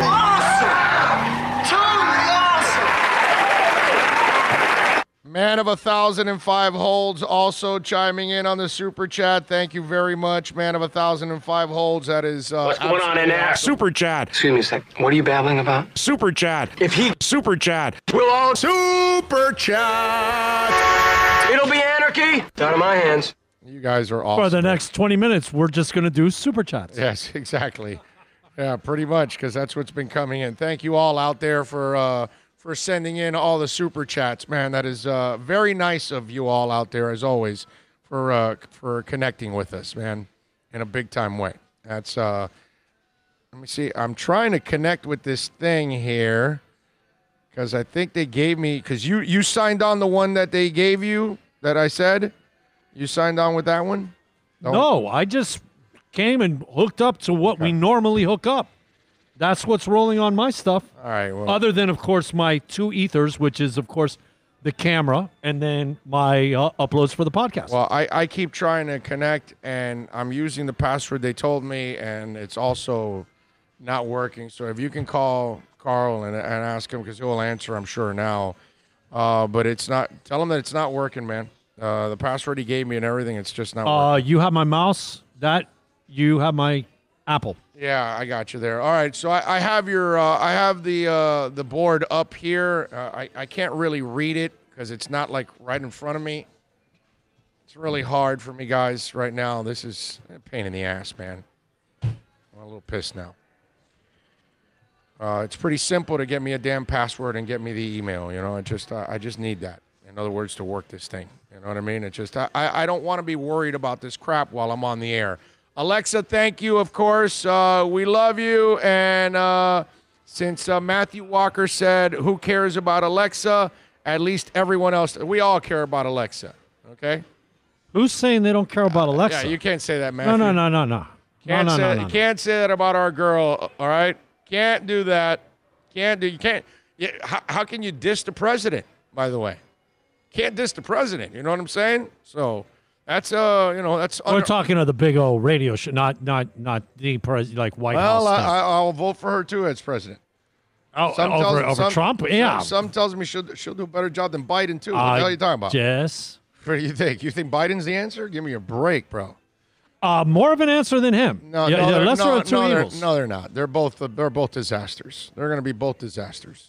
You know what guaranteed. it is? At least he knows the laws of the land and how the Constitution works. I doubt he knows anything. I think he forgot his name. I beg to differ. Yeah. I doubt he knows anything. That guy's. Well, at least he understands the principle of checks and balances, which are the three branches of government. That's our job, and Trump doesn't get that. I doubt he knows that too. I don't think Biden knows anything.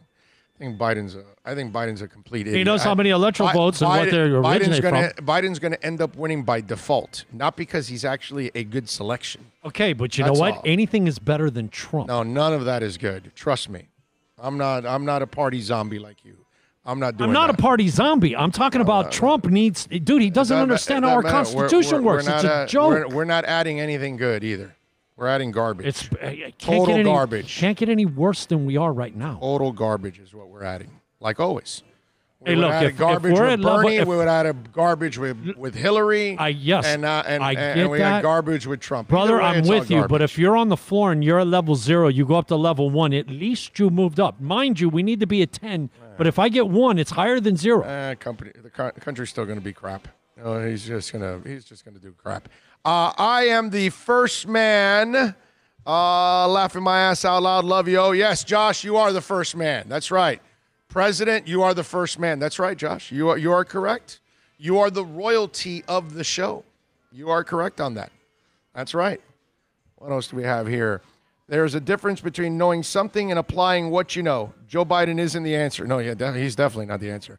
I'm waiting for Biden to show up at a press conference without his pants on. Yeah, it's just think about it. All they can give us is Trump, Hillary, Biden, Bernie. Seriously, dude? That's all you can give me to vote on? That garbage? Yeah, it's just a total joke. It really is. Neither party can figure out a really good candidate for us. It's amazing. It really is. It's crazy. Anyway. So there you go. And as you notice here on my side, it's even level bashing. You know what I'm saying? It's not either side has got it right. I'm certainly not going to convince myself of that. I can't imagine. Can you imagine if Bernie actually would have won? Oh my God. Oh my God. It would have been terrible if Bernie would have won. I'm telling you. Oh, that would have been really, really bad. It's already bad enough that we're going to have Biden in there, but then Bernie would have been, that would have been absolutely a killer. Michelle Kaufman will join us at 3 o'clock. We'll have a little fun with Michelle. We got a lot of things to talk about Inter-wise as we get ready for the season. On the Inter side, it will be the first game. We told you the schedule yesterday. July 8th, they will be playing Orlando City. That's a Thursday at 8 o'clock, July 14th. That's 13 days away, right? Yep. Yeah. They'll be playing Chicago, 9 a.m. on Tuesday. And then July 19th, they'll be playing at 10:30 on Sunday. So there you go. I was just thinking about that. Tuesday, that means I'm pulling up to do pregame like around 7:30 in the morning at the stadium or something like that. I would imagine, because I would imagine I'll be there about an hour and a half before game time. Or maybe 2 hours. I don't know yet. It all depends, because it is our first broadcast. No, actually, that's our second broadcast. Oh, okay. No, so yeah, we should be all right by then. We should be ready to rock and roll by then. Should be fun, at least. Anyway, 786-322-1105. If you want to get in on the accidentlawfirm.com text line, you can also reach out to us on Twitter. That's at Big O Show. Follow us there as always, because that, my friends, is a 24-hour talk show there on Twitter as we take you till, 4 o'clock here on the program. At the top of the hour at 3, Michelle Kaufman will join us. We'll have a little fun with Michelle, and we'll talk all Inter things. Here's some stuff that's kind of interesting. You know that, how many times you been to Chuck E. Cheese in your lifetime? Oh, man, back in the day, a lot with the kids, but it's been, man, what, 8-10 years since I've been? When was the last time you went? Oh, God. Right? Hialeah. Yeah, since the baby was a baby, right? No, did I take her? You know what? I don't think I ever took her to Chuck E. Cheese. I think I took her to Dandy Bear. Oh, okay. Which is the one I have by 137th and Kendall Drive. Same principle. One's a bear, the other's a rat. Right. It's the same thing, but I've never been to Chuck E. Cheese with my daughter. Oh, no, wait a minute. Isn't there one? Yes. On the, not Town and Country, but on the other side of it, where that theater is. Yes, I have been there once with her years ago for a Chuck E. Cheese thing. But so you're like me. It's been every bit of 10 plus give or take a couple. Yeah. Yes. Well, it is now filing for bankruptcy. Whoa. 43 years in business. They announced on Thursday that the chain had been struggling because of COVID-19, the prolonged closures as a result. And the CEC reported 266 Chuck E. Cheese's and Peter Piper pizzas as the state began to ease back. Wait a minute. Now this whole thing refreshed. And now, ease coronavirus restrictions. It's now become it's now become clear that families won't be hosting their kids' birthday parties there anytime soon. So they will continue to offer carryout and reopen some of its 734 stores in 47 states and 16 countries. The Chapter 11 process will allow us to strengthen our financial structure as we recover from what has undoubtedly been the most challenging event in our company's history. This is amazing how this virus has just torched the world. It's not just people that have lost their careers and lost their jobs, and now companies that are going under, small companies, medium-sized companies, major companies. 734 stores, dude. What? That's a lot of stores, man. In 47 states and 16 countries, that's a lot of stores. I never knew that they had that many stores. Man, Chuck's trying to compete with Mickey. They ain't competing with anything now. I mean, yeah, it was the biggest. I mean, obviously, there's no rat as big as Mickey, but Chucky's a pretty big rat, He was. But it shows you that even the biggest companies in the world, they don't have the kind of money that they can sustain themselves for 6 months. And that's why normal human beings like you and me, we go a month without money, and it's catastrophic. And it shows how many people are actually living on the edge, man. That's because, it's almost near impossible to go build up a nice nest egg. Oh, yeah, I've saved up millions. Yeah, wow, that's nice. I'd like to save up 1,000. You know what I mean? It just, that's how bad it is. It shows you how we're right there on the brink, all of us. That's how we live, man. Chuck E. Cheese, a place that I would imagine almost everybody's been to, pretty much, right? I mean, I would imagine between parties, yeah, your own kids, my nieces and nephews. I mean, yeah, if it's like an institution for if Americans. you haven't been to Chuck E. Cheese, man, you don't have kids in your life. Yeah. In any capacity, because that you say kid, and at some point you're going to Chuck E. Cheese. Yeah. Because if they have a choice here between CC's and Chuck E. Cheese, where are you going?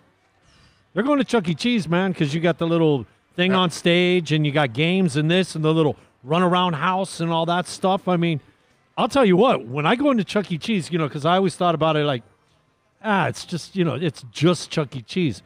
Man, some of those little crawl-around houses and stuff like that, man, I wish they would have had that stuff when we were kids. Would have been cool. You're a little jealous? Yeah, you know what I mean? Considering the toys that they have nowadays compared to what I had, come on, dude, I had a Tonka and a Hot Wheels and a... No, when we went to the park, man, there was no mats. It was concrete. There was rusted... No, we had to have imagination. Screws and...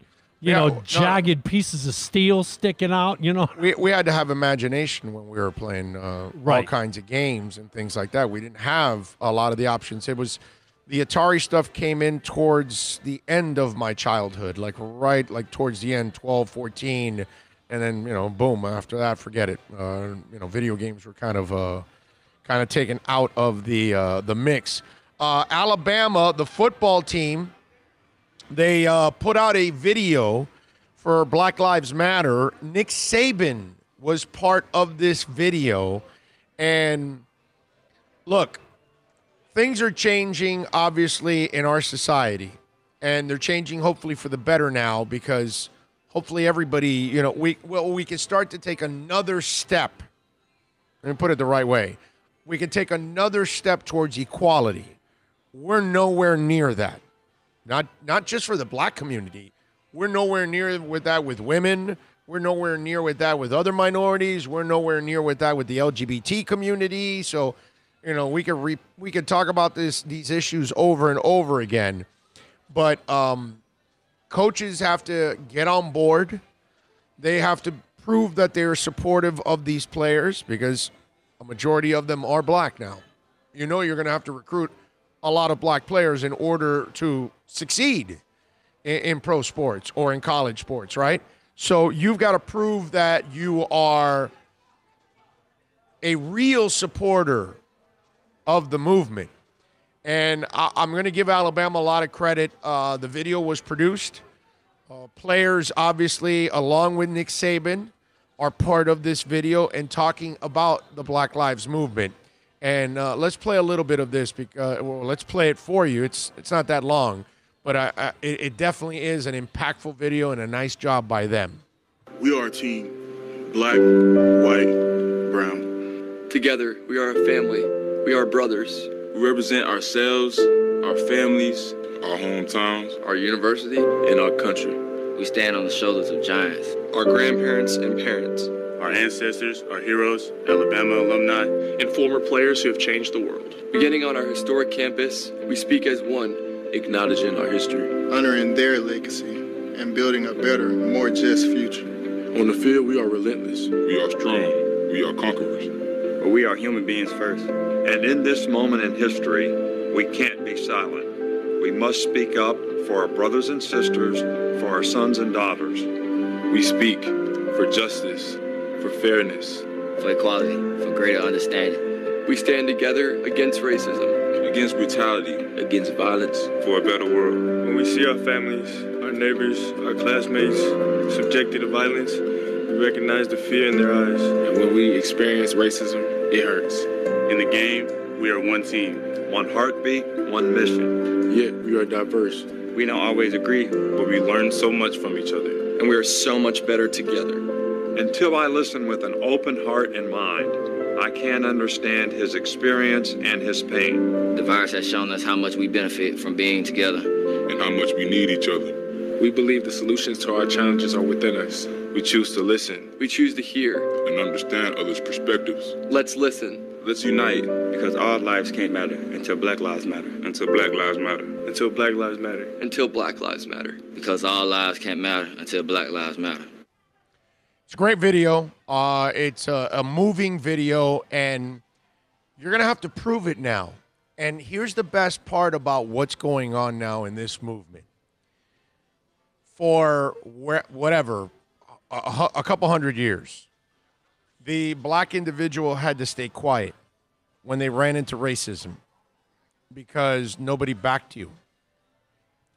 Nobody believed you. Nobody took the time to look into it. They assumed you were lying. They assumed the other person was right. And now you have given the black community the courage, the confidence, the authority to come clean and to expose those who are spewing hate. And now people are going to listen. Now people want to know about it, and they want to change. And that's something that we haven't wanted to do as a country. We haven't wanted to change. And now we're going to change. And so these coaches, they can talk the talk, but they're literally going to have to walk the walk. Because if they don't walk it, they will get exposed. Because now you can comfortably say, hey, that person's not treating us equally. Oh, really? What's going on? Let's find out about it right now. And now it's going to get looked into. And coaches know that. Administrators know that. People know that now. And so that's going to change. Is it going to be perfect? No. Is it going to still exist? Of course. But it's going to be less. And that's kind of what this is all about, is the process of eliminating that hate. And what I love about all of this is that this is going to give us the momentum we need in order to tackle all the other issues that we have. like I've mentioned 100 times. And that's why it's so important to follow through with this. Because when we need to fight for women, we need to empower these women too. And so that way we can overcome that. And then the next one and the next one, whatever it is, whatever that next challenge is. All of this builds momentum, and all of this also gives us the confidence that we need, that we can actually accomplish it, which I find that to be absolutely amazing. All right, 786-322-1105 if you want to get in on the accidentlawfirm.com text line. That's 786-322-1105 if you want to get in on the accidentlawfirm.com text line. You can also reach out to us on Twitter. That's at Big O Show. Follow us there as always. And a spinoff, by the way, from what we were talking about is what's going on now in Mississippi. Now, this is a state that has to eliminate a flag. A flag that has the Confederate flag in it. And obviously, there's going to be a lot of people in that state are fighting it. But the SEC's already told them that we're not going to hold any kind of championships in your state until you eliminate the flag. I really would have liked to have the SEC have said, your teams will no longer be in the SEC in 2021 if you do not remove the flag. That would have been better. Okay? Because that would have been, that's the line in the sand. Like, okay, you guys want to be a part of SEC football? Which you know they do. Eliminate the flag right now. Hopefully, holding championships, it's like, it's Mississippi. They're not holding many championships as it is. I was just saying, when was the last time they did that? Yeah, maybe it was basket weaving or something, or tennis or something. I have no idea.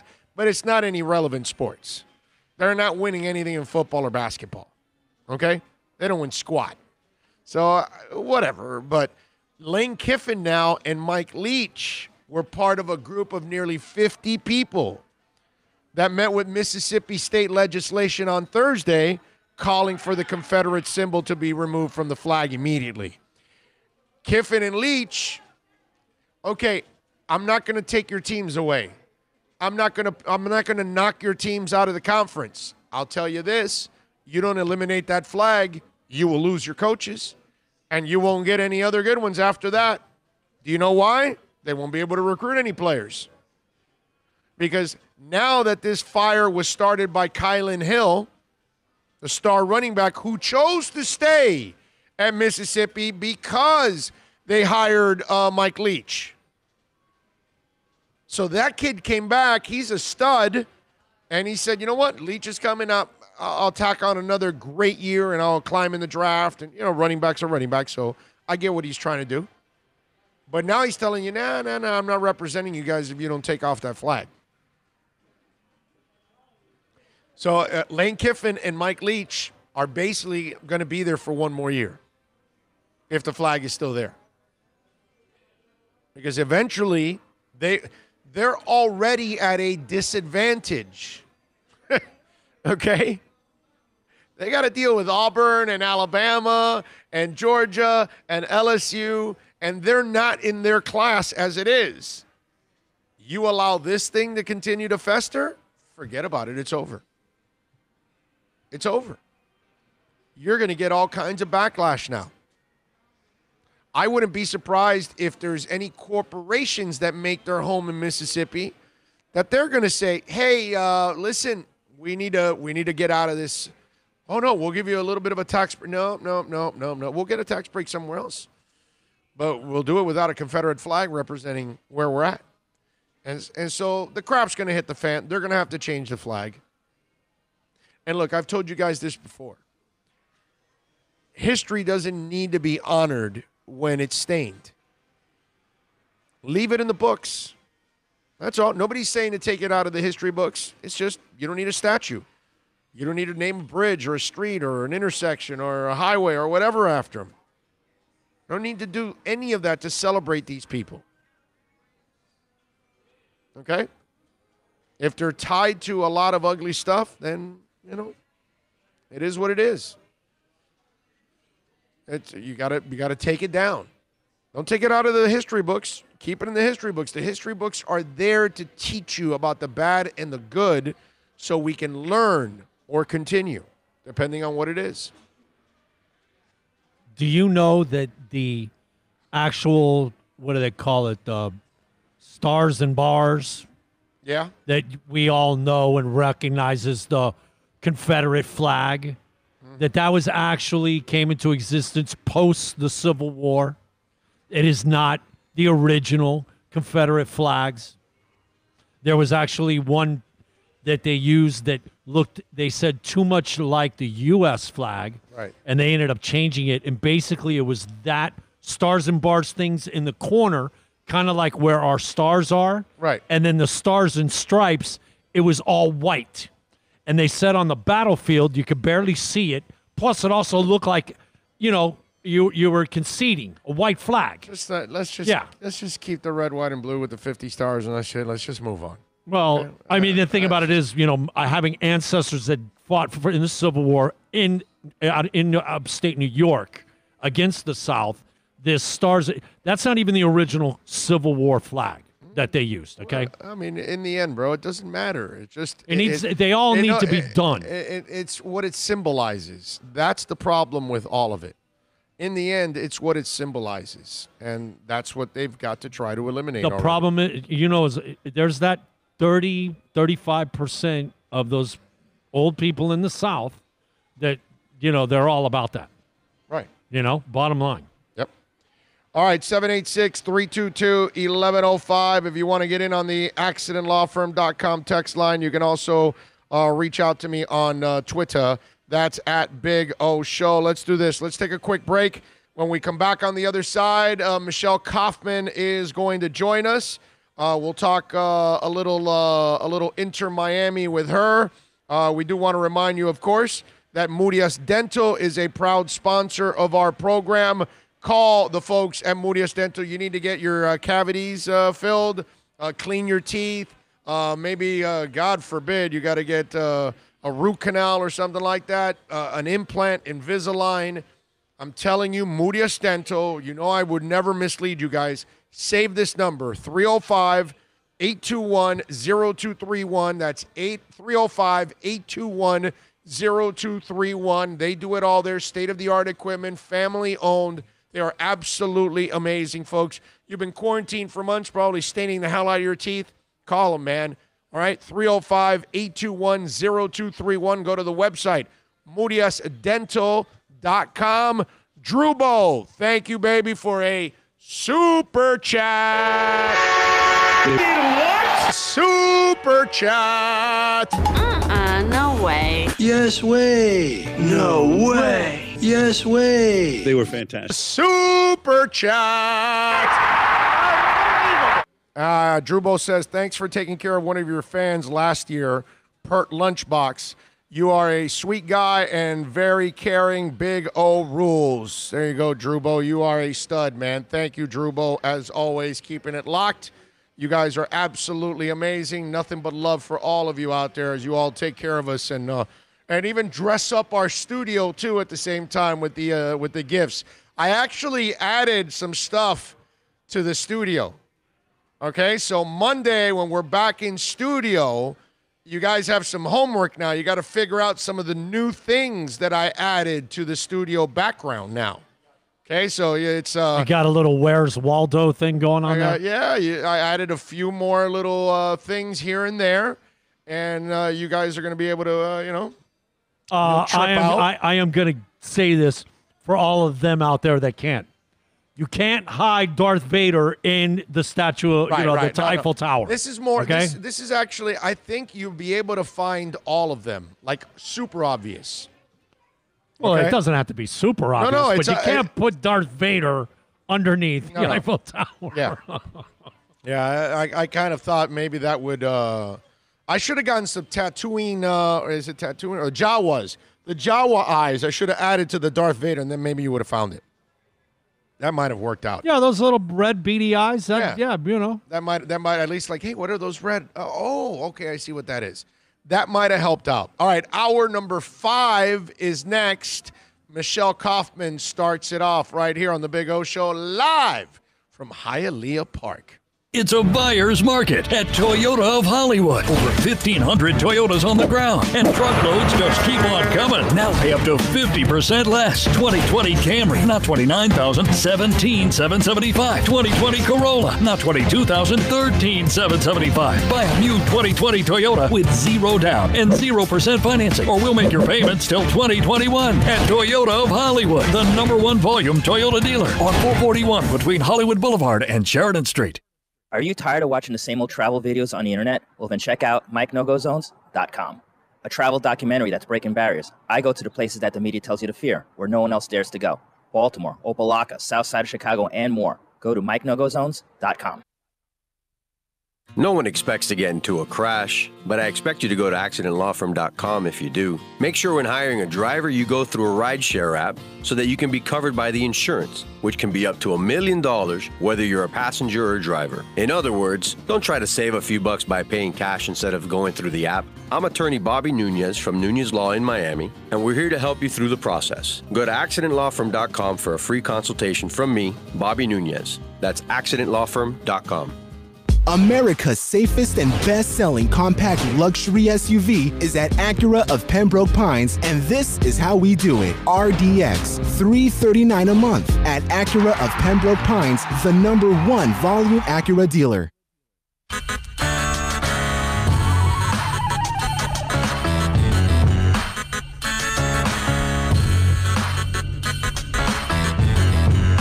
This is the Big O Show. This is the Big O Show. This is the Big O Show.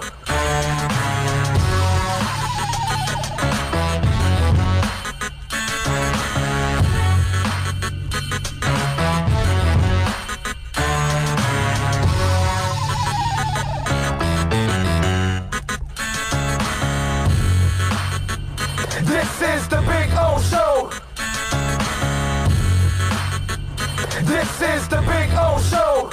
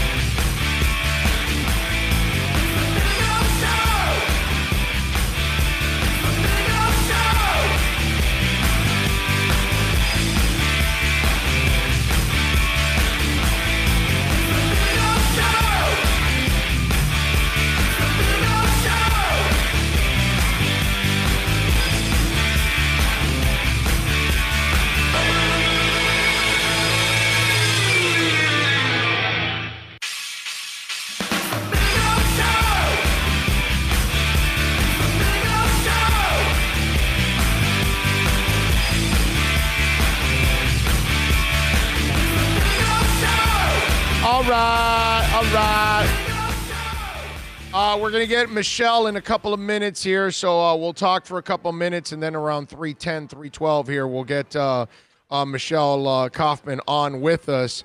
A couple of music notes. You know, I always like talking a little music. Primus was I did not do this by this is all pure luck, okay? I just felt like wearing a Primus shirt today. All right? And so then Greep hits me about 3 hours ago, 2.5 hours ago, that Primus has announced their 2021 dates. And they have no date here in South Florida, which, hey, are we surprised? Big surprise. Not. Yeah, no. June 15th, they are going to Orlando. All right? So we will be in Orlando. We will be out there on June 15th. Primus and Wolf Mother, baby. I have never seen Wolf Mother, and I'm dying to see Wolf Mother. Wolf Mother is one of those new bands that I love, man. They are absolutely fantastic. Wolf Mother, Them Evils, Greta Van Fleet. You know, they're in that Texas hippie coalition. They're what's it called? Rival Sons that I love. These are some of the young bands that I like. Wolf Mother is one of those, dude. Okay, and if you've never taken the time to listen to Wolf Mother, go check it out. Go to YouTube and put in Wolf Mother there. As long as you know, if you like to rock out a little bit, like I do. Another band named The Sword is the third band. I have no idea who The Sword is. If any of you know, you got a scouting report on The Sword, go ahead. But Wolf Mother and Primus, oh my Lord. You're going, right? Because you've never seen Primus. You got to see Les Claypool. Look, I am. I know you like Primus. Look, I love saying I'm going to Orlando with Orlando. Okay. Because people look at it, what? Yeah, I'm going to Orlando with Orlando. Nothing wrong with that. Nothing wrong with that, but that's going to be all. And Wolf Mother is so good, dude. I love Wolf Mother. Now is Tony. What a great show that is. Now is Tony and Dawn coming? I don't know. I don't know. We will. We'll see if we. Maybe I'll tie them to a yellow ribbon around that old tree and then drag their asses over. There you go. That's what I'll do. If anybody knows anything about The Sword, send it in because I have no idea if it's even worth it or am I just going to be hanging out outside waiting. Just don't get stuck on the bus, Bo. I like seeing people who are grateful when others help you out and you acknowledge it because I think it's important because if somebody helped you, you know, they were kind enough to help you. You should acknowledge it and be grateful. Tommy Lee is doing that. He says he credits Ozzy Osbourne for a moment that I, and this jagoff here was part of, helping him give the band their big break when he took them on a major tour in 1984. Ozzy tapped the crew as a supporting act for Bark at the Moon, and me and this jagball here were there at the Hollywood Sportatorium back in 1984. He goes, we were an up-and-coming band and promoting our sophomore album, Shout at the Devil. Tommy Lee says that exposure Ozzy gave Motley was a big boost in having them on their tour. He told Apple Music, he goes, he gave us an opportunity to play in front of 15,000 people in arenas every single night, and that just translated into the band, and it just blew up after that. If it wasn't for Ozzy giving us that opportunity to play in front of that many eyeballs every night, we may not be sitting here right now having this conversation. That's how crazy it is. Now, I love he said that. I think they still would have been a big band because the Shout at the Devil album was, first of all, Live Wire was one of those albums that kind of kept growing and growing on people. And that video Live Wire on MTV became a cult classic like in a it wasn't old, but it was like a cult classic in a way that people were dying to see that video. And then when Shout at the Devil came out and the cover to Shout at the Devil and then those guys, you know, dressed up and all that was impactful. And their got videos, the looks that kill. Yeah, man. And so many songs in that album. And I think that album would have made them stars anyway. But he is right that you get the stage of Ozzy. Isn't the first album Too Fast for Love? Yeah, that's what I said. Yeah. No, you said Live Wire. Well, I'm talking about the first album is that song, that video. That first song. Yeah, that is video. Live, yeah, that video, Live Wire from the first album is the one that really, like, it became a video that rockers were dying to see, and they rarely showed it on MTV. You didn't, like, see it all the time. You know, so no, you saw Crocus more. yes. Well, that was one of those ballads. That ballad was amazing, obviously, and that was the time when that was the early start of all these ballads, and everybody started doing ballads on the metal side, and I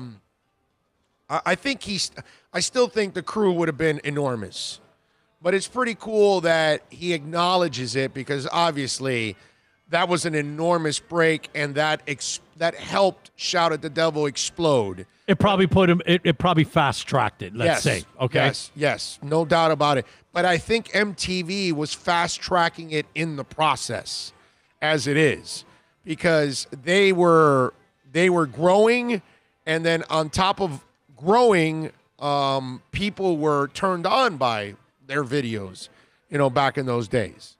So it's pretty cool to see that that Tommy is appreciative of all of that. All right, 786-322-1105 if you want to get in on the accidentlawfirm.com text line. That's 786-322-1105 if you want to get in on the accidentlawfirm.com text line. We're going to get in contact right now with Michelle Kaufman from the Miami Herald. We'll have some fun with Michelle. We'll talk a little inter-Miami football with her as we get ready for the July 8th game against Orlando, which is going to be awesome. Looking forward to it. We'll talk to Michelle now, and we'll see what her plans are for the tournament first and foremost. She'll probably be one of the few with me over at the stadium when the games do go to the stadium. All right, she's there. She's ready to go. I like it. All right, I have Michelle Kaufman for you, sir. I love it. You can follow her on Twitter at Kauf Sports. Catch her work there at the Miami Herald. Michelle, good afternoon. How are you doing? I'm doing okay. I just dropped my mom off from an appointment, so I'm free now to talk. There's lots to talk about, of course. Yes, and it's an interesting schedule the first couple of days. I'm already thinking about a 9 a.m. A game on a Tuesday. It's like I'm pulling in at 7 a.m. to get prepared for the pregame for that one.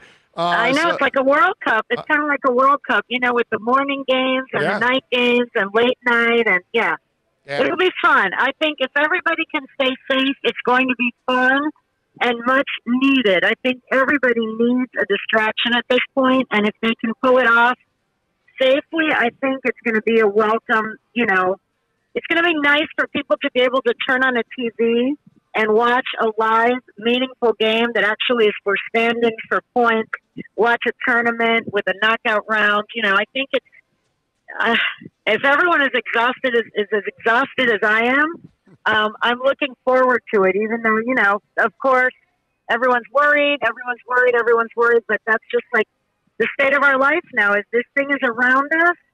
It's not like it's going away. No. Initially way back in March, I was thinking there's going to be kind of a date or a time where it's going to kind of go way down and go away. And then, we're going to be able to resume our normal lives. But it's not. This thing is around us, and every person has to take care and make their own decisions and hopefully not be stupid. I think it's good, actually, that they're closing up the bars again. That was the one thing that I thought. I was fine with opening businesses. Restaurants, you go and you sit at your table, distance from other people, you can sit outside. Bars, the entire purpose of bars is to congregate. No one is going to be in a bar 6 feet apart wearing a mask. That just isn't going to happen. So a lot of this outbreak that's going on the past week and 10 days is from gigantic packed bars all over the state of Florida. There was one in Orlando I saw near UCF, 40 people, 28 students or young people and 12 employees, 40 people in one bar. Got it. So the people are packed in a bar. And so anyway, if they can manage to keep these athletes, that's going to be the biggest, that's really the only worry about, to me, of hosting the event there. I mean, I'm going to go cover the first game. The only concern is, will they be able to keep 700 young men, athletes, on the compound, on the, they're going to try, they're going to let them play golf on the ground, they can go swimming, they can go to the spa, they're going to have game rooms with video games, with billiards, with this. But you're talking about 700 men no offense, but 700 men, between the ages of 20 and 35 or whatever, you're talking about a demographic of 20 to 34-year-old men.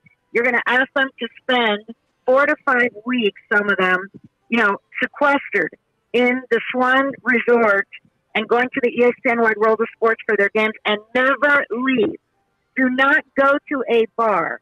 Do not go to a nightclub. Now that they've closed the nightclubs and bars, I think that that's actually going to work in the benefit of these events going on in Orlando, because my fear was that these players would play in the game, the ESPN World of Sports, and then at night some of them would sneak out and go to the bars. But if the bars are not going to be able to serve alcohol, they're not going to be open. What is the purpose of a bar if there's no alcohol? So then it's really it's going to be interesting to see what happens. So this is not a secured bubble then. This is more of, well, we have to trust you, that kind of thing. I thought there was going to be security. Well, there's going to be security. No, there will be. There will be security. But again, we're talking about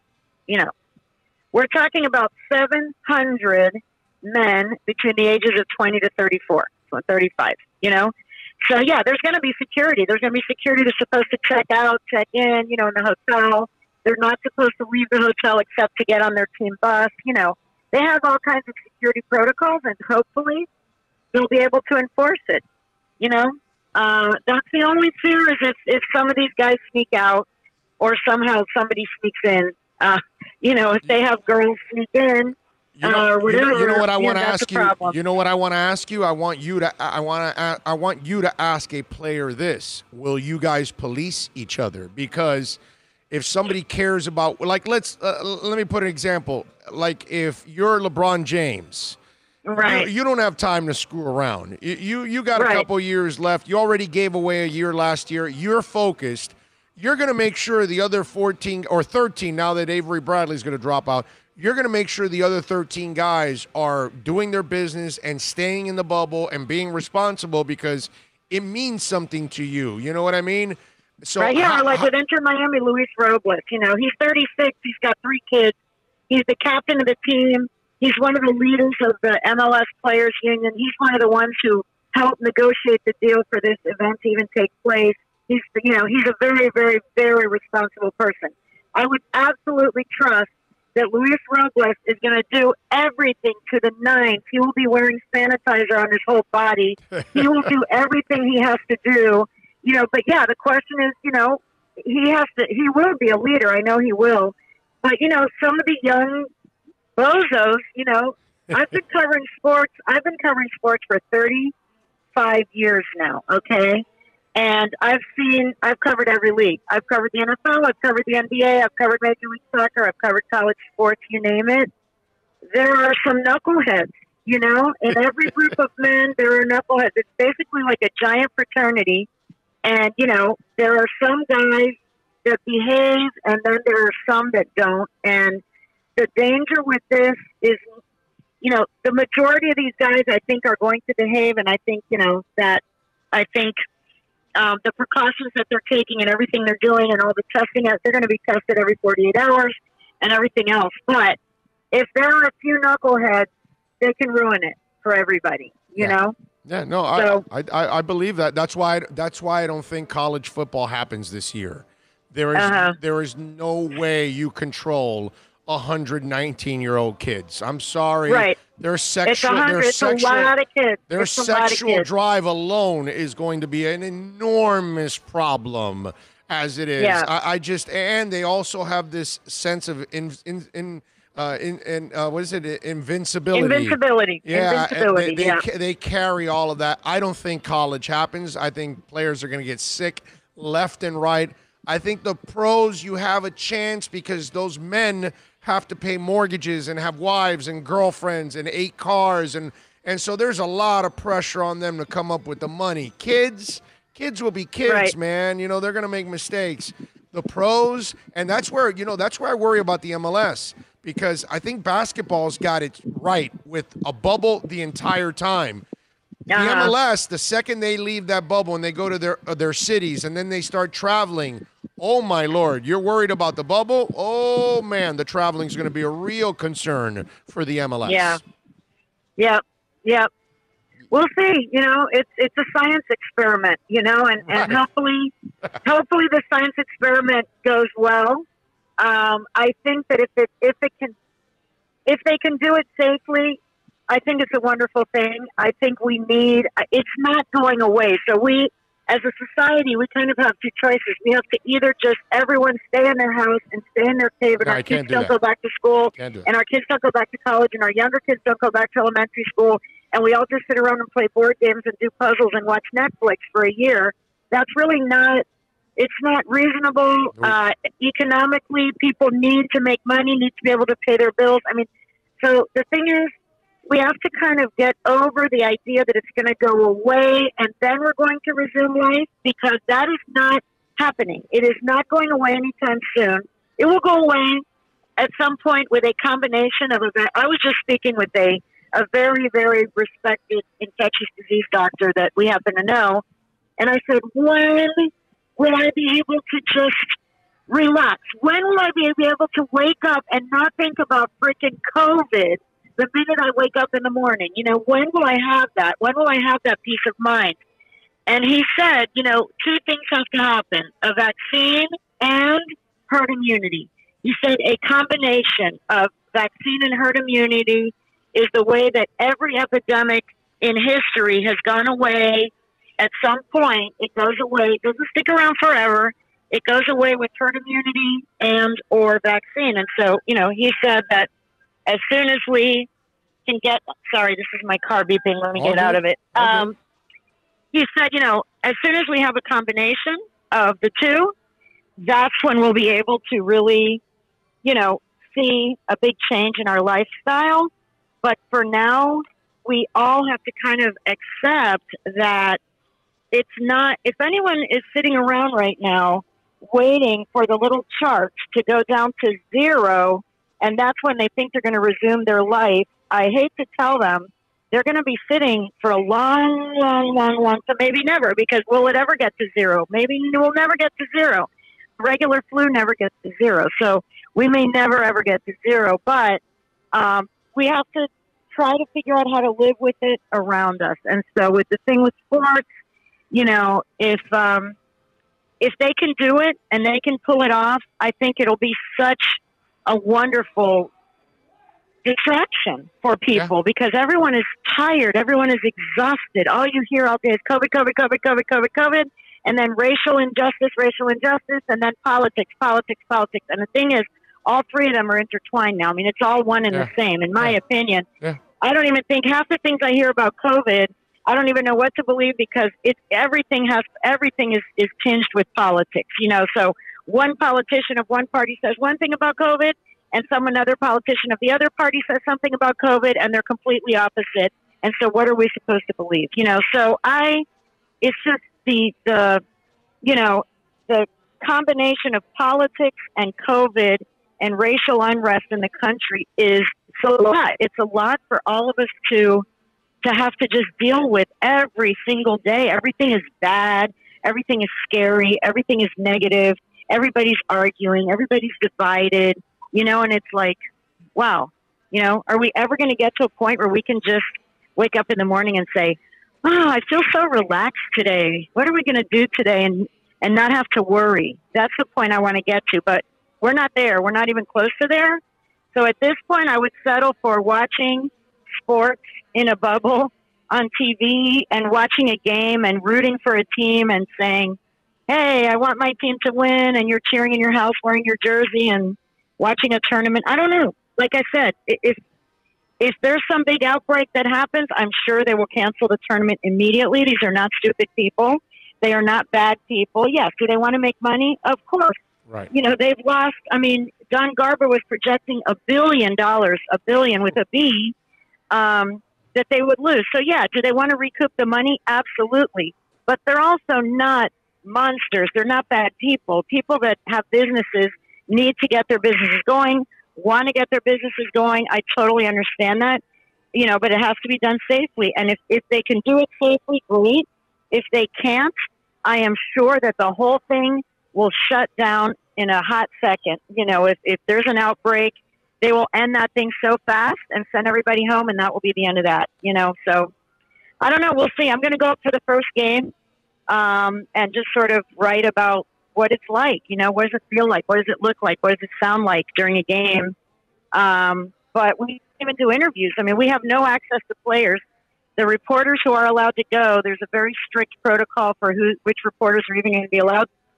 And if you get credentialed, which I did get a credential, we can only watch the game itself across the field on a bleacher, and that's it. We have no access to players. We have no access to coaches. It's going to be a Zoom press conference. So whether I'm in Miami or I'm in Orlando, I'm going to get the access to the players and the coach, which is on a computer screen on a Zoom conference.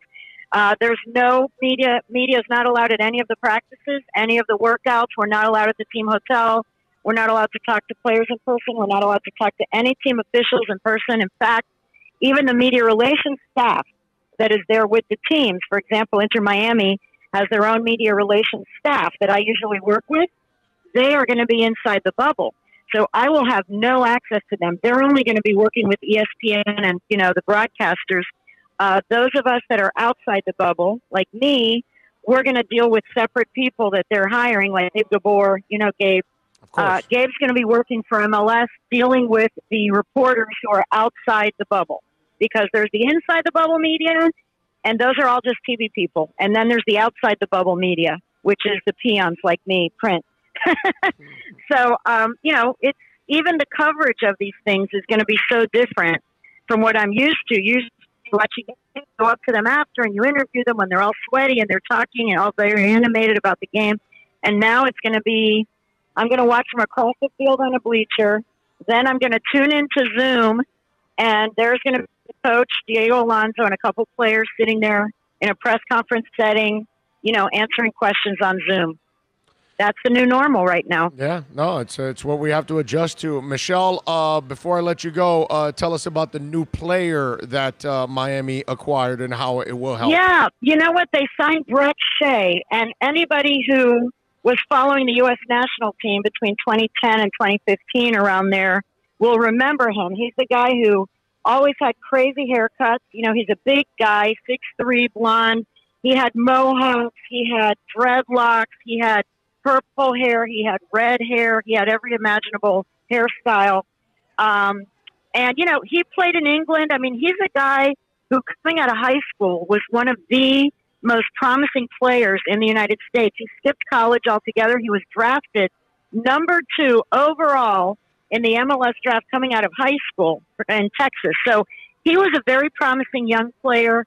He's been inconsistent. You know, he started with Dallas, helped them to an MLS Cup. Then he went to Europe. He went to England, played there. It didn't quite work out. He came back to play for Orlando City when they were starting out. And that's his connection is with Paul McDonough, because the general manager, COO, sporting director, whatever, he has so many titles. Paul McDonough was the architect who put together Orlando City and then Atlanta United, and now he's with Inter Miami. So Brett knew him from Orlando. He went to Orlando and played there and has bounced around. And then he tore his ACL last summer, and he has spent the past 10 months rehabbing the ACL. But he says he is 100% ready to go. He's a left-sided player, so he can play fullback on the left. He can play on the wing on the left. You know, he's a left-footed guy, likes to play on the left side. And, you know, he gives them some experience, MLS experience. He's played for Atlanta. He's played for Dallas. He's played for Orlando. So he knows the league. You know, and he's an experienced guy. He's played on national teams. He's played in Gold Cups. He has a lot of experience. His career has kind of been up and down. Not totally consistent, but a guy who has had moments. He's had shining moments in his career. So they brought him on, you know, to add depth, to the team. Sure. And he still wants to add, you know, 2 more players. He's talking about adding 2, a DP and another high-ranked guy. Breck is a guy who's been floating around. How about the Mexican guy yeah. they just added? They haven't signed him yet. Well, yeah, they haven't signed. He's Argentine, actually. He was playing in Mexico. In Mexico, that's right. Okay. Yeah. He's an Argentine defender, center back, who's been playing in Mexico. So that would be the second guy they would bring, and then the DP. The DP is still, you know, I'm hearing James. I'm hearing, again, the big names. I'm hearing Cavani, James, these names for the big signings. I still think, and I still believe, and I may be wrong, I'm not always right, just usually. I still think that they're going to get one really big name from Europe. The European teams have lost money. The players are not going to be quite as expensive as they were before. I think they'll get somebody good for that VP position, but right now, I think they just wanted to add some depth for this tournament, and that's what they're getting with Breck Shea. Good stuff as always. Make sure you follow her on Twitter at Koff Sports. Catch her work there at the Miami Herald website. Michelle, as always, thank you for taking some time. You are the best. I appreciate it. All right, thanks. I'm going to give one more plug. I did a big story that got posted online today, and it's going to be in Sunday's paper, but it's already online. I did like an analysis of the, there's a center that does a report card every year, a racial and gender equity report card in sports of front offices to see like how all the teams and leagues are doing as far as hiring black people, people of color, Latins, women in front office positions. And so they do a report card that comes out every year. And the report card just came out, the full summary in the report card. So I did a sort of an analysis of the South Florida teams of, how do the Marlins, Dolphins, Heat, and MLS enter Miami? How do local teams stack up? Dolphins kicking that ass. I mean, and the Marlins. The Marlins and the Dolphins. The Marlins and the Dolphins have a black GM and a black Hispanic coach. One of only two, there's like 2 GMs that are black and like 3 head coaches that are black. And both of those are checked off at the Miami Dolphins. And then, and don't forget, wait a minute. With Chris Greer, he also has Marvin Allen and Reggie McKenzie. His 2 right-hand men are both blacks also. So it's like the hierarchy in the personnel department of the Dolphins are all minorities. Right. They're all minorities, right. And then the Marlins have Michael Hill, which is also one of the very few. He's black, black father, Cuban mom. Also minority. And then they have a woman COO who is one of the highest ranking women in all of pro sports in the United States. So those teams did well. Inter Miami, I don't want to give away the whole story. I want people to read the story, but Inter Miami, the MLS does very well with diversity as far as Hispanics. Obviously, a lot of Hispanics, and they've done better with African American and African Canadian in the last year. In the gender area, they are not very good. So not too many women are working in the front offices of those teams, so they need to get better on that. But anyway, that story is posted today if you want to see where our local teams stack up in this age of everybody's sort of taking inventory of how are we really doing with minorities, and are we having fair representation in management compared to our total population and the population of the players. Because if you're in a league where 81% of the players are black and, like 2% of the managers are black, then there's something wrong with that. So anyway, so it's an interesting story. I think people who are interested in that topic will find it interesting, and that's posted today, and it'll be in print on Sunday. All right, there you go, and we'll retweet it. Follow her on Twitter at Koff Sports, and again, at your doorstep or online with the Miami Herald website. Michelle Kaufman, as always, thank you for taking some time. Have a fantastic and safe weekend, okay? All right, thanks. We'll talk next week. And then the week after that, it'll be game day on Wednesday, July 8th. I will be in Orlando. I can give you a live on-site report. You got it. We'll be there. All right. Be ready. Okay. You're the best. Thanks. Thank you. Okay. There you go, Bye-bye. Michelle Kaufman. All right. All right, let's 30 seconds. Steve Calabro will join us from the Hialeah Casino. We're right here at the Hialeah Casino. Let's talk to the casino manager.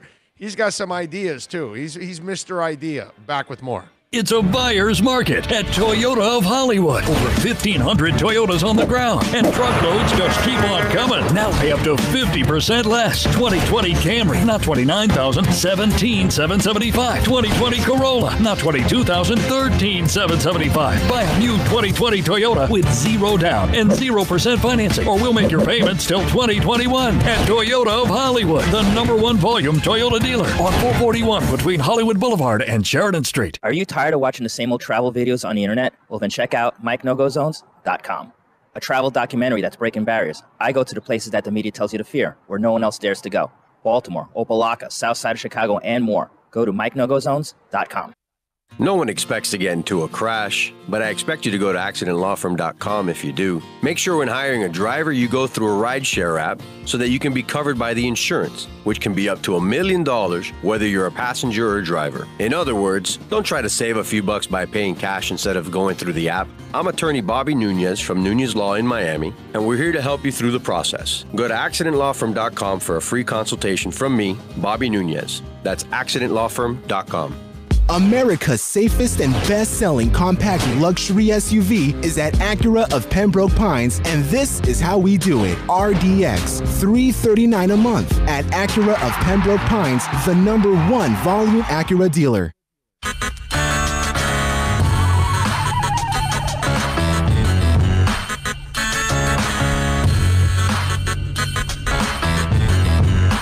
This is the Big O Show. This is the Big O Show. This is the Big O Show.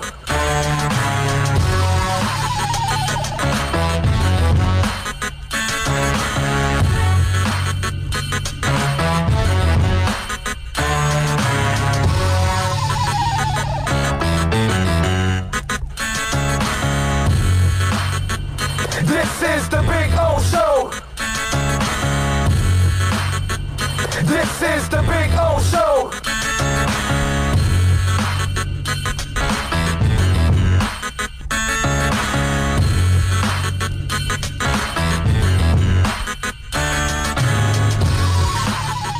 All righty, we are back. We're back. We promised you that Steve Calabro is going to join us, of course. Before we go to Steve, I got to give a little love to Robert Triana. Thank you on the Super Chat. He says, all good, Big O. Despite the technical difficulties, nothing is perfect, but this show is perfect for me. God bless and stay safe. Thank you, Robert. Appreciate you chiming in. All right, there you go. That's kind of it. And then what do you got for else? I know that, dude. Where'd you get this? Super Chats. Oh, gnarly. Awesome. Totally awesome. Thank you, Robert. Appreciate you chiming in on the Super Chat. All right, we're going to talk to Steve Calabro now at Hialeah Park since we're here every week. And by the way, Steve, we had a blast last week over at Champions. That was fun. I was able to plunge my guts out a little bit, which I hadn't done in a while. It's actually been a while. The last time I was here. It's at least 100 days. Yeah. It was at least 100 days, right? And no, it was 87 days we were shut down. It's been about 100 days since we've been open for about 2 weeks, 3 weeks. Right. And so how's it been so far? Because it's been pretty good so far. Every time I come in, it looks like you guys you're handling it. I can tell you that I think the staff, I think the customers, I would say about 98% of the time are doing the right thing. Okay. That's better than the most of the country. It is. We are a very high percentage compared to the rest of the country. Half our protesters don't wear masks. More than half.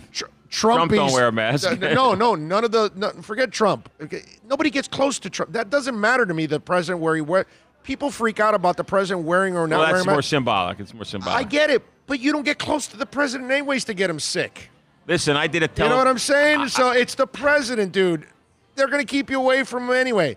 I'm worried more about the Trumpies that go to his rallies. 90% of them weren't wearing masks. At that rally, it was bad. It was bad. We had the idiots. I agree with you. We had the idiots in the Ozarks in that pool. 500 of them. It's all over the country, dude. I've seen at least a it's not dozen bar videos where there's 100 people in a bar that holds 120 people, and they're right on top of each other. It has nothing to do with politics. No, it just has to do with just stupidity. And Sorry, but that's what it is. Well, the second you're done here, what do? You put on your mask and you keep walking. I took my mask off about 30 seconds ago. I know that because and I was thinking about we have to do the interview, so I get it. I was thinking about saying, you know what, maybe I'll do it with the mask on, but then it'll be muffled. You'll be saying what? No. I went to the bathroom now and hey, boom, I'm on. Listen, when we opened on June 12th. On June 11th, I did a couple television news interviews, right? I don't know if you saw. I saw him. I saw you, rock star. Well, listen, when I was walking those reporters around, it was different interviews. I had my mask on, I was walking I was trying my best to stay 6 to 7 feet away from the reporter. Even when we sat down and had the interview, I took my mask off, but I was sitting 8 to 9 feet away from him. You know, and I was, and even then, it's one of those things where you have to be diligent. The problem is it's an unnatural task that we're asking the world or our country to do. All of us. You have to stay 6 feet, 7 feet away from people. You have to wear a mask. These are things that are basically unnatural to most people. You know, people that are. I don't care if you're 30 years old, if you're 60 years old. I'm a shaker and a hugger, bro. Right. We're all, you know, like you see somebody, you give a nice man hug. You see. Do it all the time. It's all the time, but that ain't happening anymore, and things are different now. I thought it would be. You know, I thought we were turning the corner. I really did, but I don't like what I see in the last week or so. It's been rough. And it's not because we opened. It's because we opened and then people just like, oh, we're back to normal. No, dude, we're Couldn't not agree with you back more. to normal. That's the problem. People are misinterpreting the fact that we're reopened, that everything's back to normal. No, we're reopened, and now we need to be careful. And it's not. Yeah, but you have a group of people that don't believe that the virus exists, don't believe it's a threat, don't believe, they still think it's the cold. Oh, yeah, Okay. and there's people that have this arrogance. What I don't understand is there's people that tell me, oh, it's so uncomfortable. Listen, we're not asking you to dig a ditch in a pile of clay. We're asking you to put a little cloth mask on. Are you kidding me? Like, they're like, oh, I can't stand wearing that. I'll dig a ditch in a clay with clay. Oh, in a clay pit. In a clay pit. That'd be hard. That'd be hard to ditch the pit. I mean, a dirt. It's painful just to if think you're about digging it. in dirt, it's hard, but in clay, that'd be tough. It's impossible. It'd be tough, right? So we're asking Impossible. we're asking you to put your mask on. Oh, Bill, you want to dig a ditch in a clay? In clay? In a clay pit. 'Cause I want to film that. Actually, I want you to know, up on Jensen Beach, my buddy's dad, Dolphin Construction, I got my PhD, post-hole digger, in that digging a ditch in clay. that shell rock stuff from the beach. Listen. Yeah, 6 feet. Hole digger. He's like, you're gonna get your PhD today. So I've been there, done that. Listen, I grew up in New Jersey, right? When you dig into the dirt in New Jersey, how many people did you bury? I'm sorry. Go ahead. What were you So saying? that seems like I should be, you know, because I'm of Italian heritage. Is this why you said that? No, none is the answer to that question. So, but I have dug some ditches. Not sure that makes sense, but so I've dug ditches in my backyard. I remember, and it was like red clay. I mean, it was tough. It was like it was ridiculous. Well, yeah, that stuff shipped in from Georgia? No, I'm telling you, it's red clay up there in where I grew up in North Jersey. It's all red clay. I mean, to dig into that dirt was like, it's not, you know, brown dirt or black dirt, you know, it's red clay, you know, so that's why I use the clay analogy. But think about, we're asking them to wear a mask, and these people are saying, oh my God, it's so uncomfortable. Give me a break. How uncomfortable is it? Give me a break. You got a cloth mask. Find one that's comfortable and wear it. Right. But so I'll talk about the positives, and I'll talk about the negatives. The positives are all of our employees are following, you know, and if we catch them not doing the right thing, we reprimand them. You know, we have surveillance. We have over 600 cameras here, so we catch them. Yeah. If we see employees, guests that aren't wearing, you know, if our customers aren't wearing it, we remind them, right? So it's been okay. Every other slot machine is shut off. Yeah. Our poker room is sort of cutting edge in terms of the whole plastic shield. Yeah. I've heard of poker rooms that you and I could walk to right now. I wouldn't want to go to those neighborhoods, but we could walk to them from a distance standpoint. They're not using the plastic shields. That is, to me, that's irresponsible. Of course. That you're delivering an irresponsible product. Yes. You got to do the best you can, and even with the best you can, it's difficult. Where's my invention? I'm working on it. Don't be, what are you saying that? Somebody's gonna steal it on the air. I just said my invention. I have the first two steps that we've taken. I've already taken the first two steps. I just said. So my point is that it's going fairly well here. The customers have been, you know, we've got a lot of good business back. We opened up simulcast last week. That was great. We had a nice weekend with the Belmont. Things have been going pretty good. But on the flip side, there is a spike. Right, and I want to relate that to sports for a second. I'm telling you, this is a message to the NFL.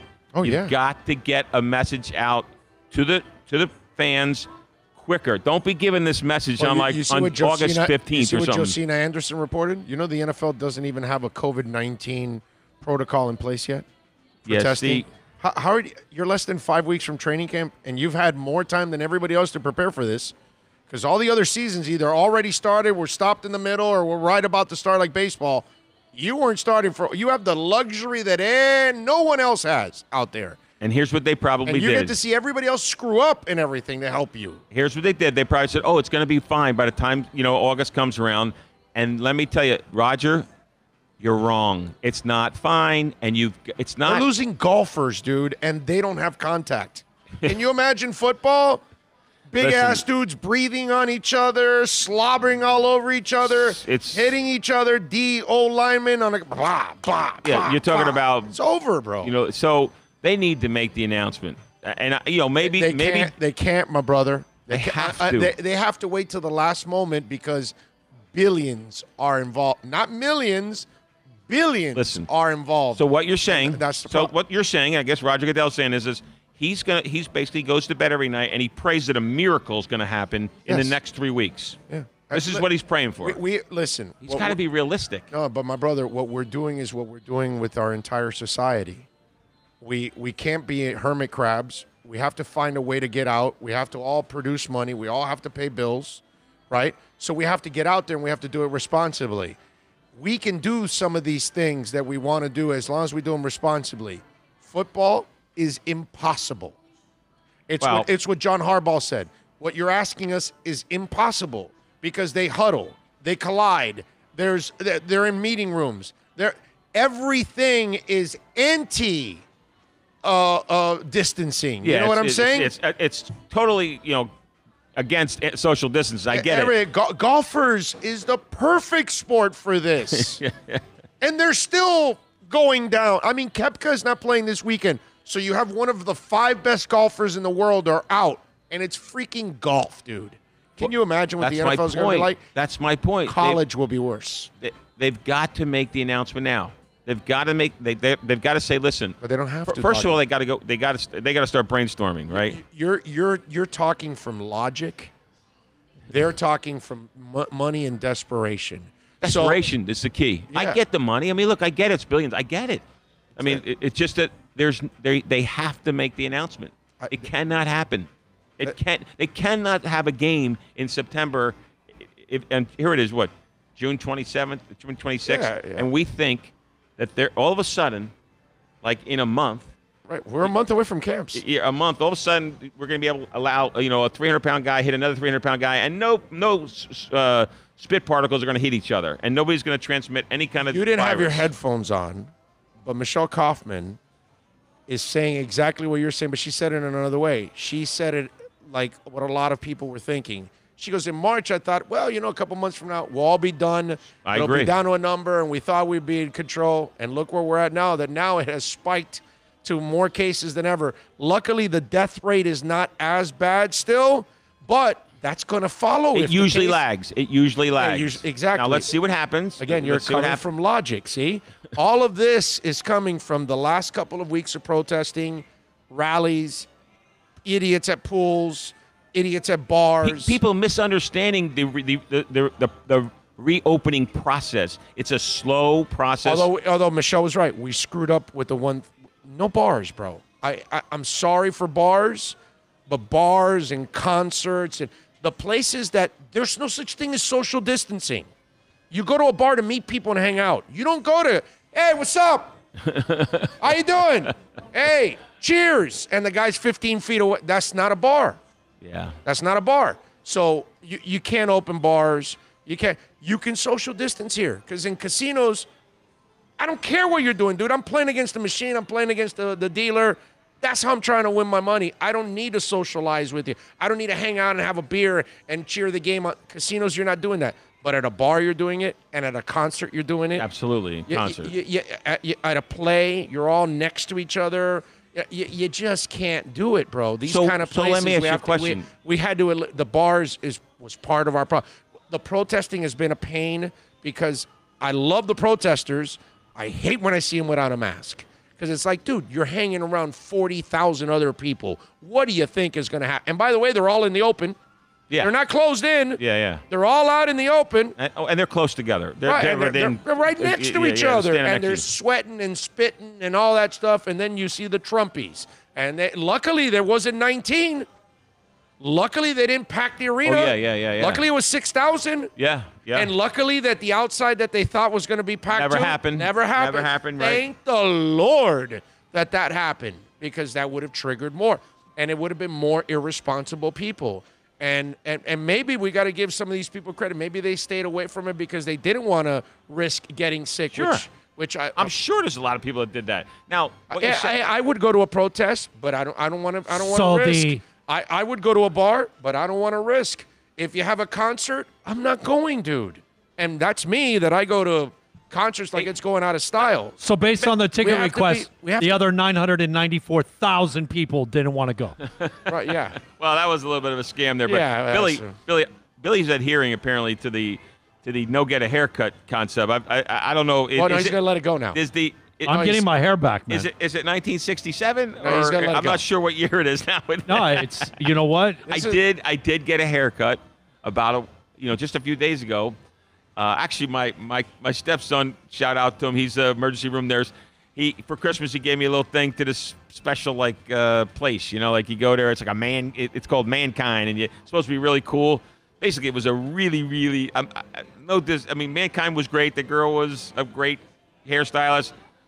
Luckily, I had a gift certificate. It's a $38 haircut. I'm used to the $15, $20 version, But she did a good job, right? But I tell you the truth, if I knew what I knew today, I don't know if I'd get my hair cut. It was about 5 or 6 days ago. I can't get a haircut. In the last 5 or 6 days, it's getting out of control. But it's what you said. But this guy said it lags from all the crap that's gone on the last couple of weeks. I didn't. And probably the numbers are going to get worse because of all the protesting that went on. A lot of that protesting has led to a lot of this. Not that don't get me wrong, nothing wrong with the protesting. I just hate that you're out there without a mask. That's all. I just hate that. That's the only part I hate. You're around. Yesterday, my daughter got in a car accident. She was in Taco Bell. Some drunk guy comes driving through the parking lot and hits 3 cars. Hers was the 3rd car. Her friend's car went into hers.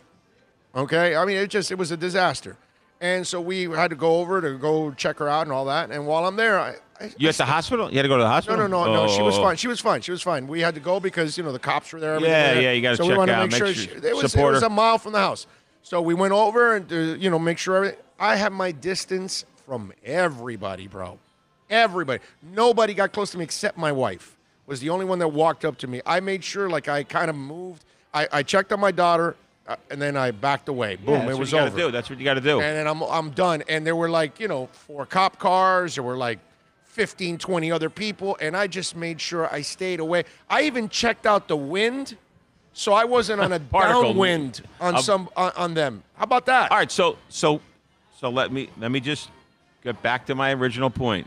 So that's pretty good logic. Mine's my logic. You're certainly I have 5 stents in my heart. Recognizing that there's logic, right?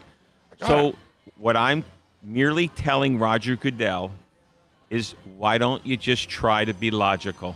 At some point, here's what he could say. 32 billionaires aren't going to let him do that. I know, but here's what he can say. Those billionaires only care about the bottom line. Dude. I get it, but here's what he could say. We're going to give you an answer on this day. We're going to do some research between now and this day. And by the way, so maybe we can research some things. Basically, what the NFL is doing is nothing. Can I tell you why they won't do that? Because they don't want to find out the results of the research. And not only that, they also, if anything, they'll try to delay the season.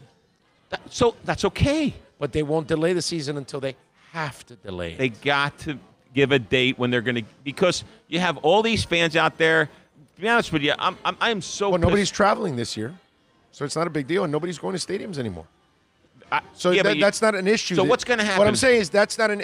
You're right. Out of courtesy to the people that pay the $32 billion. Yeah, but this year nobody's going in, nobody's traveling, so there's no commitments. So you're going to watch it from home anyways. So the Miami Dolphins, I'm a season ticket holder. They haven't sent me anything that says I'm getting my money back. Oh, okay, but that because again, they don't have to do that yet. But they should. There's a right thing and a wrong thing. You're, they need to do that in the. I'm saying in the next. You're all right, talking out of I'll give them common 2 sense. weeks. I'll give them 2 weeks. They need to do it in the next 14 days. I think I'm a reasonable guy. You've convinced me. I think in 2 weeks you'll start because we'll get so close to training camp. They have to do it in the next 14 days. In 2 Fridays from now, I'm going to be sitting here. I'm going to say, "Hey, listen, where's my? I'm going to. You know what? I'll bring my cell phone and we can call the Miami Dolphins together. Okay. Am I getting my freaking money back? Oh, I would love for you to. Am I getting my? I'm going to call. Hey, listen. Oh, you're my account exec. Oh, you're going to take care of me. Can you have my money back? Because I ain't going to the game. Because you're nuts if you think anybody's going to walk into that game. Right. So let me have my money, back. What just happened? What just happened yesterday, my friend, in the NFL? What just got canceled? I know these. What do you call that? The Hall of Fame. Hall of Fame, Shrine Game. But that's exactly why I wanted to talk about it today. That's a half-ass move. But my point is they didn't. It said nothing. No, but they canceled it because they had to cancel it now. Because it's the first week in August, right? Right. It's already right around the corner. And that's how they're going to handle things. Okay, so my 2-week time, I'm giving them a 2-week timeline. And in 2 weeks from now, they will have to address training camp. If I don't have training camp has been pushed back. Here's the plan. Oh, and by the way, with training camp pushed back, you know what's coming, right? They're not playing 4 preseason games. No. Because it would be all you're doing is crazy. increasing risk. So they're going to only allow them to play 1, maybe 2 preseason games if they're lucky. And then they start the season. Listen, here's what the plan is. By the way, if you thought football was sloppy in the first month of the season, the last couple of years, it's going to be really sloppy. Wait till you see what's coming in the first half of this season. So listen, okay? We have a plan. Okay, because unfortunately I do have to cut out a little earlier than normal today because I'm running around like a nut job here. But so in 2 weeks now will be July 10th.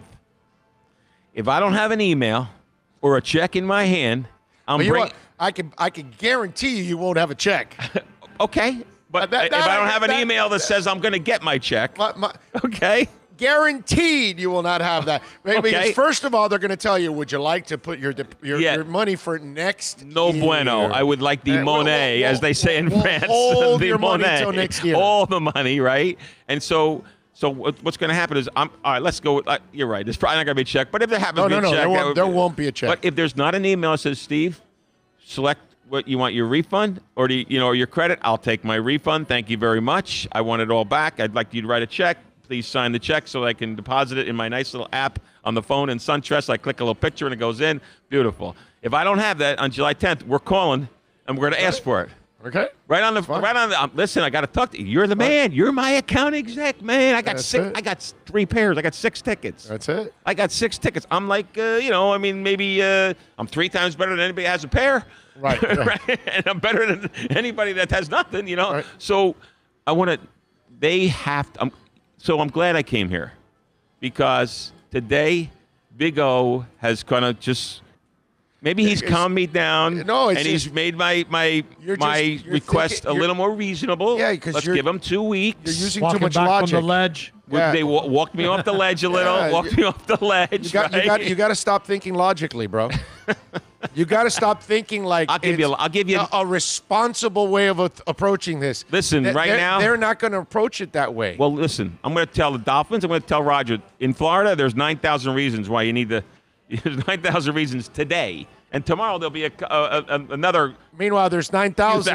2,000. Meanwhile, there's 9,000, and 3 leagues will make their homes here in Florida. It makes no sense. The NBA, the WNBA, and the MLS are all making their homes in a hotbed.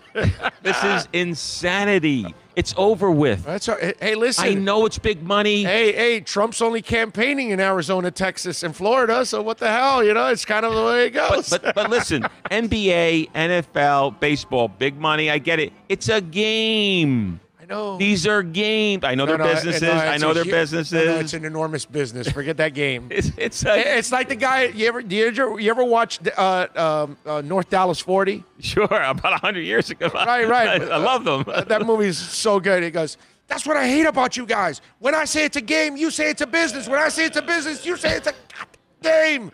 So what you're saying is I should throw Matuzak when he's going crazy after the game. So I should throw. Is that? Oh no, I was getting that mixed up with the longest yard. I was going to throw the ball into a certain spot into Roger Goodell, right? To wake him up. Maybe he needs the ball thrown there to hit him in that location to wake him up so that in 2 weeks he can get some kind of consensus among the owners like, it's over. Remember, it's over, Goodell guys. needs to be piled up on. You forgot there's 32 strings on Goodell. Well, okay? I know. Yeah, and so Goodell only does what the 32 strings direct him to do. He gets paid a lot of money. Who's the worst puppet, Goodell or Manfred? Oh, Manfred, because he's... Why do you say Manfred? Why? Because he's completely incompetent. Like they can't stand that guy. Like anything he says, well, let's have a pinch count. Hey, get the hell out of here. Hey, let's delay the game. Let's speed up the whatever. No, we can't do that. Whatever Manfred says, there are players coming out of everywhere like, shut up, you don't know the game, this and that. Manfred is, I mean... But Goodell's a pretty big puppet, too. I mean, that's like he's saying... a total puppet. So, he's a total puppet. That's like saying somebody got an A+, and the other guy got an A++. But Goodell, at least once in a while, shows like some muscle, and he does some things. What muscle does he train? Shows nothing. Discipline. He's kind of been taken away from it now, but he hasn't really issued discipline in 2 years. No, probably. well, he's kind of they've taken it away. It's kind of it's a different process now. But what I'm saying is he's done things. He did that video the other day, pretty much on his own. He only talked to a couple of owners and then went off. So he got protection. He got protection from a half a dozen guys. I never see Manfred get to. I never see Manfred get to hug players and do it. All I'm saying is Manfred. That guy has no connection with players at all. Yeah, at least Goodell has like a hair. You know, Listen, he's got something. Well, I'm gonna wrap it up with this. July 10th, be there or be square. I'll either have an email, or I'll make sure I send some email correspondence, so maybe I'll get some kind of response. There you go. It could be something like, yeah, we're looking into it. You know, by the way, we haven't heard anything. Blah blah blah. Yeah, or it's exactly. Those ladies and gentlemen won't know Those jack. poor guys. I feel bad. We suggest you not holding your breath, but we'll get back to you. Yeah, it's like salespeople in radio are the same. They're effing clueless. Yeah, they don't know what's going on. But the people above them that are the worst, they are making all the decisions, and they make salespeople look like complete jackasses. But we're gonna have in front of their clients. We're gonna have all the email, the freaking time, and we're gonna make the phone call, and we're gonna call the Miami Dolphins. Say, how you doing? It's Steve Calabro. I got 6 tickets. I got 3 pairs. Yeah. Matter of fact, I've increased. So I went. First, I had 4. Then I was a good customer, and I bought 2 more. You know, which was another long story someday, but not necessarily didn't work out the way I wanted to. But now I'd like to have my refund. That's all. A simple refund. Can I have that? You want to bank wire that today, or would you like to do that tomorrow? I think I think you can see your refund if it's going to happen. It'll be early September. Oh, wow, that makes me angry. Check is in the mail. Check's in the mail concept. Holy crap. By that time, they have decided. Stephen Ross needs my 6 tickets. He needs that money. No, he doesn't need the money, but I think all of the NFLs by then will decide the season's over, or we're completely delaying it or postponing it or whatever it is.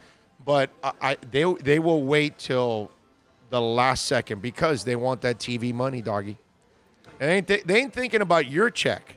They're thinking about ESPN's check and ABC's check. Oh, I get it. But listen, that's best case scenario. That's that money that they're well, actually, you know what? No, I think they have a deal in place. They don't even have to give the money back.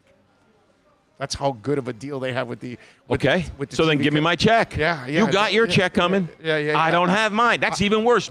Now I'm angry. Now you made me angry. You walked me up the ledge. Calm me down. Now you made me angry. Wait. I'll piss you off even more. They got 75% of it up front already. All right, so think about that. So whatever billions of dollars, they got 75% of it up front. The best case scenario. And the season hasn't been played, and they paid for it. That's how much power that league has.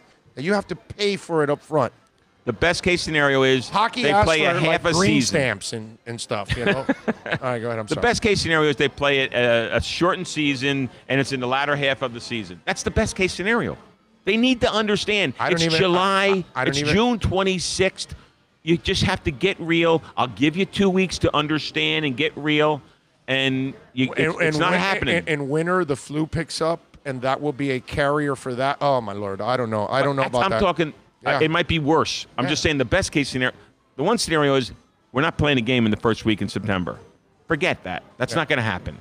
And if there's a miracle, if Roger prays hard enough, and all the owners, I'm sure they're deeply religious, all 32 of them, and they're praying to the gods, maybe we'll have an 8 or 10 game season. Yeah. That's the best case scenario. So now do the right thing for that little guy called the fan. Right. Can you just give him his goddamn money back, please? Yeah. And then next year you buy the same ticket, right? Especially in the middle of a pandemic where a lot of people could use that money. Probably. You know what? It's certainly it would be better in the fans' hands versus the 32 wealthy owners companies. I got one more thing. I got one more. Now you're gonna make me more angrier? No, I'm actually gonna make you happy on this. All right, good. And I think you need to tell the Dolphins, because I would imagine all of them are gonna do this. You would think whatever one does, all does. But the Patriots and the Giants have already done it. They have told their season ticket holders that if you want to bow out of the 2020 season, you can get out of that 2020 season and you will lock your seats in for 2021, but we will sell your seats. I didn't know that. Yeah. All right, so wait a second, Big O. So I'm going to apologize in advance in case I have offended the Dolphins, because I'm going to make a call to the Dolphins Monday morning. I doubt that my guy's sitting Patriots and Giants already for a fact. You know, I remember hearing something about that, but I didn't hear the details. I'm telling you. I know it's going on. So now I have to ask. I have to be fair. And on Monday, I'm going to call the Dolphins and say, are you doing what the Patriots and the Giants are doing? Yes. Because maybe they are. Like, here I am ranting, raving, giving my check, and blah, blah, blah. I would imagine all 32 are going to to do it. But the Patriots and the Giants have already done it. Right. That's what I'm saying. And I'm giving them till July 10th. Now the July 10th deadline becomes even more prolific because we're giving them 2 weeks. We're giving them a notice. Two teams have already done it. You got to erase that July 10th stuff. That's not going to happen, bro. No, but at least if they give me a message that says you can have your money. The Dolphins are good people, man. So just call them, ask them about your guarantees, that you'd like your guarantee and you're still thinking about maybe backing out of the 2020 season because, health concerns or whatever. I'm sure they're going to accommodate you. I'm sure they have to do what the Patriots and the Giants are doing. I'm glad you mentioned about the Giants and the Patriots. I didn't know that. If it was Cincinnati and Mike Brown, then I can tell you, that cheap bastard may not do it. But Stephen Ross he's not that dude, bro. We'll know. Stephen Ross is a good man. Well, we'll know. Good man. We'll know in the next. I'm hopefully by July 10th. He's a good man. He's not. All right, we have something to look forward to. Yeah, it's football related. No, definitely. That's football related. That's about the closest we'll get to football. I think. It's the sport I look forward to the most, and it's over. I'm convinced we're not seeing college. You don't control 100 penises on each team. Sorry. Yeah. Not going to happen. 18, 20-year-olds. Yeah. Who are invincible and they I'm not going to get it. I'm not going to get it. Women are hanging all these chicks want to go and all these parties and keg parties and all these stuff that's going to go on in colleges. Kids are going to get sick left and right. So I don't wish it on them. I've just kept saying, I've repeated it several times. The pros, I give them a slight shot because those guys have mortgages, wives, 4 girlfriends, 87 cars. They got things to pay. Yeah, they need the money. They got bills. So you got some guys that may, but kids are kids, bro. Think about when you were 18 or 20. You weren't going to follow rules. So I do have a question I should know the answer to, but I'm sure you would know it. I don't know it. NCAA baseball. That's done. Didn't happen, right? It didn't happen. Didn't happen. So NCAA baseball didn't happen. That produces no money either in most schools. That's but a loser still, as it is. I'm just saying. I'm throwing business in there because everything is business. It's money. In these decisions. Unfortunately, you got to follow the path of money. I get it. Oh, schools are eliminating sports, right? Have you noticed that? What's the high schools? No. Universities are eliminating all kinds of sports now, men and women. The sports they weren't making any money on, they're gone. Now because of the budgets have been all crushed. They're like, well, we can't do crew anymore. We're eliminating wrestling or whatever. Whatever. They're eliminating all kinds of sports in each school to not all. I mean, there's schools that they're taking advantage of this situation. Right, because they're just chopping. And they're just chopping. That's it. Yeah, maybe the Michigans of the world and Alabamas, they're always going to have the money for all that stuff. And Stanford's public institutions would be. But Mississippi and FIU and, Troy and, places like that. Yeah, private schools, forget it. Forget about it. Yeah, forget about that. There a bunch of them are, and a lot of Title IX, a lot of the lady sports that were surviving. No, but forever, with every sport you cut, you got to cut equal. Right. It's got to be an equal cut. You Right. can't. That's been around for 30 years. Right. So if you cut, men's basketball, you got to cut female basketball or something comparable. And you're cutting the scholarships too. So you're saving all kinds of money in all kinds of ways. So all the more reason that in 2 weeks, the NFL should be putting out an announcement. Think about you're actually feeding into my request to Roger Goodell. But again, you keep going with logic. No, but 2 weeks. And I'll bet on their wallet. 2 weeks, I'm saying. They will draw. No. When does spring camp start? When is the actual? 27 or 28 of July. Right. So on July 10th, which is 2 weeks before the camp, you're not going to know. You and I will know. These guys won't give up till like the 23rd. It's insane. Oh, hey, listen, we can have before I'm telling you, man. They love their money there, bro. They love their money. I'm an idea guy, right? So, okay, the 10th, we'll see what happens. We'll see what happens on the 10th. I'll call the Dolphins. I'll be nice, blah, blah, blah. But after that, on the 10th, we'll do an over-under. We'll try to pick the day that they actually cancel at least, and we have to do some parameters. Okay. We'll have a little wagering thing. We'll have a pool. We'll have a pool. You can pick one day. Okay. You could be before or after. You just have to be close. It's not like Price is Right where you're over. You could be if it's the 24th. You have basically the 23rd and we'll pick little days. We'll each almost like a box pool. Okay. Almost like a box pool. I like that. That's fun. So it's as our version of the Super Bowl box pool. Box pool. We're picking the day when they're actually going to cancel the season. Well, it could be cancel at least one game. Cancel/postpone. At least cancel one game. Any game in the season. No, not postpone. Cancel. Okay. Not postpone. You know what I want to see? I want to see cancel. When the season starts, Vegas's odds on when do we stop the season? Week 1, week 2, week 3, week 4. Oh, I mean after it starts, yeah. Because they're going to do everything they can to have this go off. Well, Vegas is also going to try to make up for some money that they lost. Yeah. So there's going to be. And I will tell you. Sports betting. All these states pass sports betting. The real sports betting bonanza is football, college and pros, obviously pros, and it's not going to happen. That's the toughest sport. College for sure. It's just the best moneymaker for sports wager. No, but sports football is going to have the toughest time of all the sports. It is. That is the toughest one. All right, so we have some plans. I have some homework. Hockey's the next, but if they literally keep them in their bubbles for the two cities. Oh, you and your bubbles. They're not going to keep anybody in any bubble. I'm just saying you have a That's better. the only way you can do it. They're not going to do it. I'm just saying you have a better chance. That's all I'm saying. Well, that's true, but they're not going to that's- keep their bubbles. Why not? I don't think you can keep. These are grown men. They do their own thing. Well, hockey players are. No, I'm talking NBA. You had the bubble. Your first bubble was about the NBA. Yeah, the NBA. Here where there's 9,000 cases. Yeah. Well, but I mean, if everybody stays in the hotels and they just stay in that area, then they got a shot. But what happens if one player gets it? Well, I was talking. One player. I was talking with Amin El Hassan from ESPN on the show about that, and I was saying like the Heat. I don't think you'll have problems from them. Because one, they're a disciplined team. Two, Udonis Haslem will be overseeing those 14 other guys, and he'll make sure that they all stay in line. The problem is you have the Washington Wizards in this group. That's a team that has no leadership. They don't care. Those guys will go screwing around, and then they play against other teams, and then they'll spread it. I get what you're saying. Now, the Wizards will be eliminated very quickly from all of this.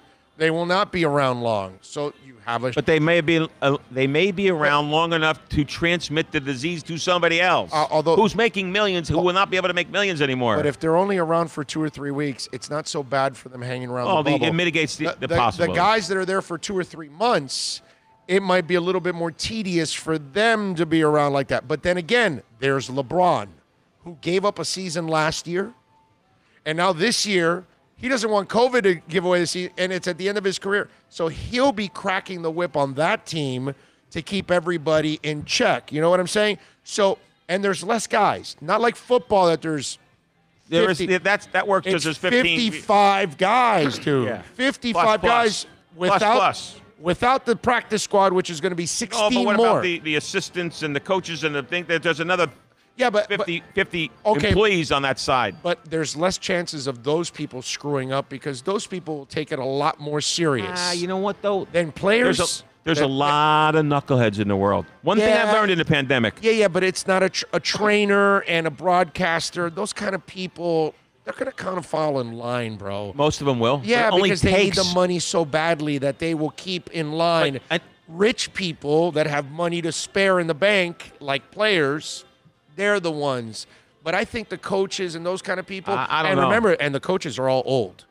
So they're not If really. you're an they're equipment, really not They're going to in a bad risk. age group, Hey, yeah. if you're an equipment guy or a trainer or something, and you bring need them. COVID back in, guess who doesn't have a job anymore? Yeah. You're done. I guarantee you that. I Your guarantee you one of them gets irresponsibility, it. you're I'm with over. Bill. I'm with Bill. I guarantee you they're just as bad. No. I guarantee it. No. Yeah, but- No. They need the money badly. Big O, what's happening right now? They're saying that the 20 to 30-year-olds are transmitting the disease Yeah. worse now than the older people. You know what? I get, but those are kids. These are professionals. Who's a trainer's 32 years old and he's working there? Those people are super serious. This is man. you know what? There's knuckleheads amongst them. There's knuckleheads amongst them. It's rare. It's rare. Trainers never get in trouble, dude. They never All get in right. trouble. Let me tell I'm telling you, a- I've been around these kind of people for 30 years. I know how these kind of people are. I think you'll have a much better chance at. How come I can't turn this damn thing off? Carlos, I'm on the air. Anyway, so what's it called? I've been around these people, and it's what Bill says. They need that job. They're not going to be screwing off. You know, I think those people are your least concern. Your biggest concern are the players themselves. All the other people, the essential people that you need, those people know how important they are. And how I important they are for respect their your opinion. I families. have a different one. telling I'm telling you, man. I've seen through this pandemic, I've seen all the knuckleheads. The knucklehead people do it for different reasons. Some of the knuckleheads are dumb. Some of the knuckleheads are arrogant. Yeah, but the people in the Some of NFL or the NBA that get arrested, who are they? They're not coaches and players. They're not coaches and assistants. Wait. Some of the knuckleheads that rarely happens. But some of the knuckleheads are just. So we have dumb, we have arrogant, and we have invincible, right? Yes. You're telling me that right now there's 32 teams. There's let's call them 1,600 players and 1,600 essential people. You're telling me of the 1,600 people, there's not some knucklehead that is arrogant or is dumb or is feeling invincible? They're telling you they're going to do it. There's so much more pressure on those people to do their jobs and be smart about it. They would get fired. It's not like a player. kidding. That's why I'm telling you the fear. Like you can't fire a player.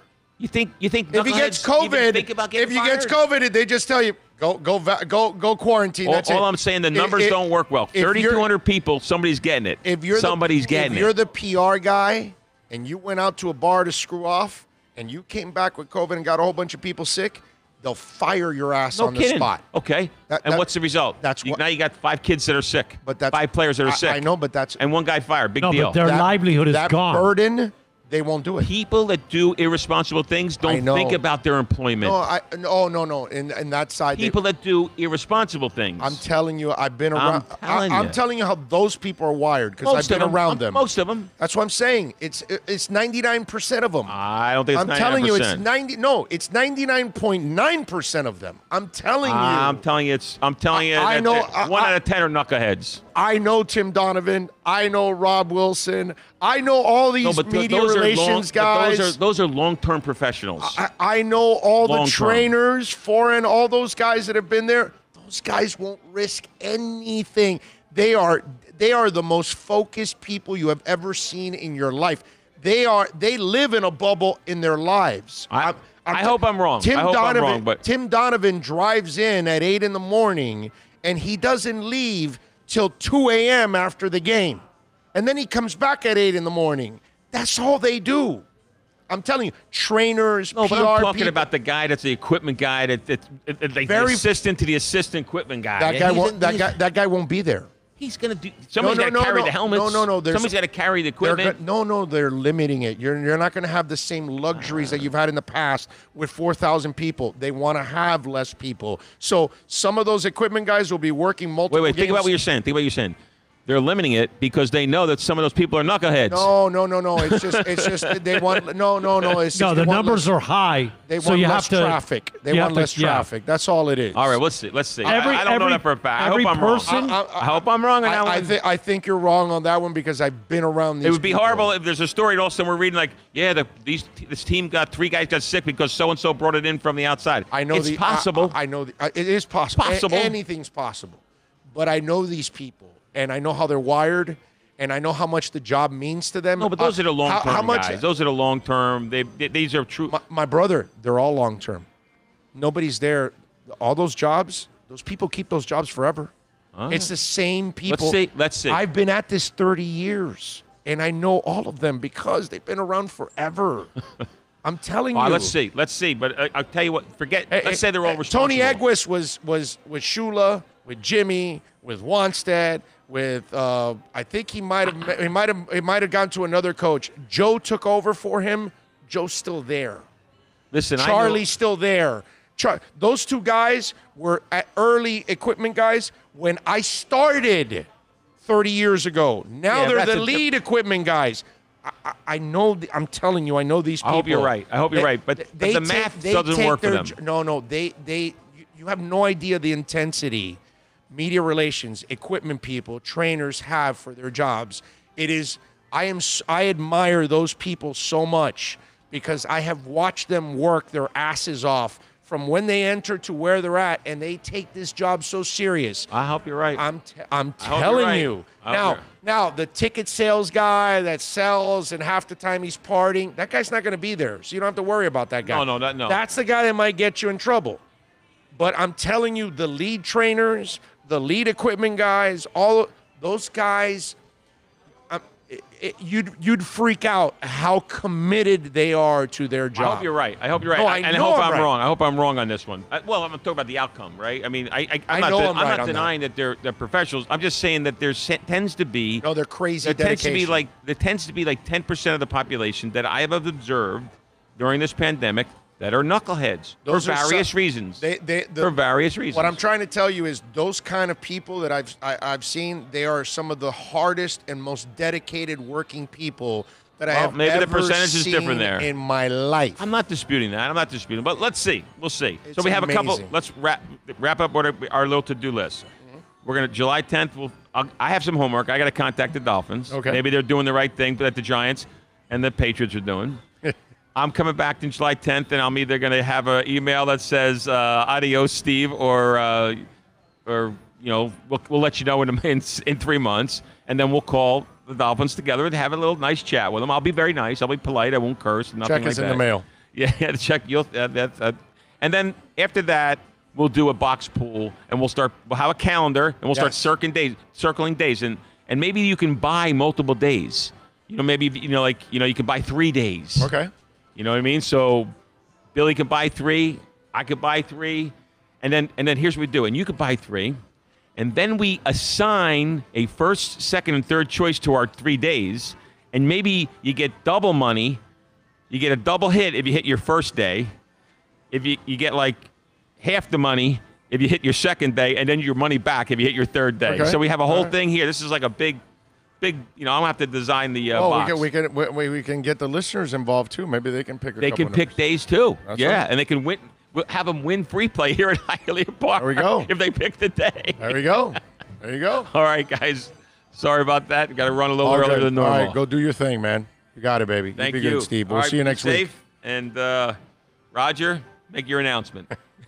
Steve Calabro, baby. He's the man. Casino manager out here at Hialeah Park. You be good, baby. All right, good stuff. And it is time to wrap it up for us here, actually. You know, it's something I wanted. We did 5.5 hours today. That's all. I almost forgot. 5.5 hours. The situation with the PGA, back in the day, the pool bar that I used to shoot in Bush League and all this, when they had the Doral, or back in the day, the Royal Caribbean, the seniors, caddies are some of the most degenerate gambler, dart playing, pool playing, makes sense, gambling and drinking, and I mean they are what they are. Right. And when they were in town, they would inundate that because it's known for. I mean, I've seen $10,000 on a game and all that kind of stuff, and situations such. them guys, what's going on at the golf thing, I've seen it. I know how they are. You know what I mean? And they're just it is tough when a bunch of guys get together for guys not to be guys. Right. Okay, bottom line. Oh, no, I get it. But I'm just saying, I know all these trainers and those people, media relations, they are crazy. Listen, man. I have a request. Julius 305, thank you, sir. That's 3 super chats today. That's amazing. Super chat. A couple times on the That show. took guts. Yeah. We need guts. I told you I can totally super chat. So you think you got what it takes? You have no skills. This is permanent. Good job. I'm promoting you. You got a lot of problems, don't you? Take pride in that.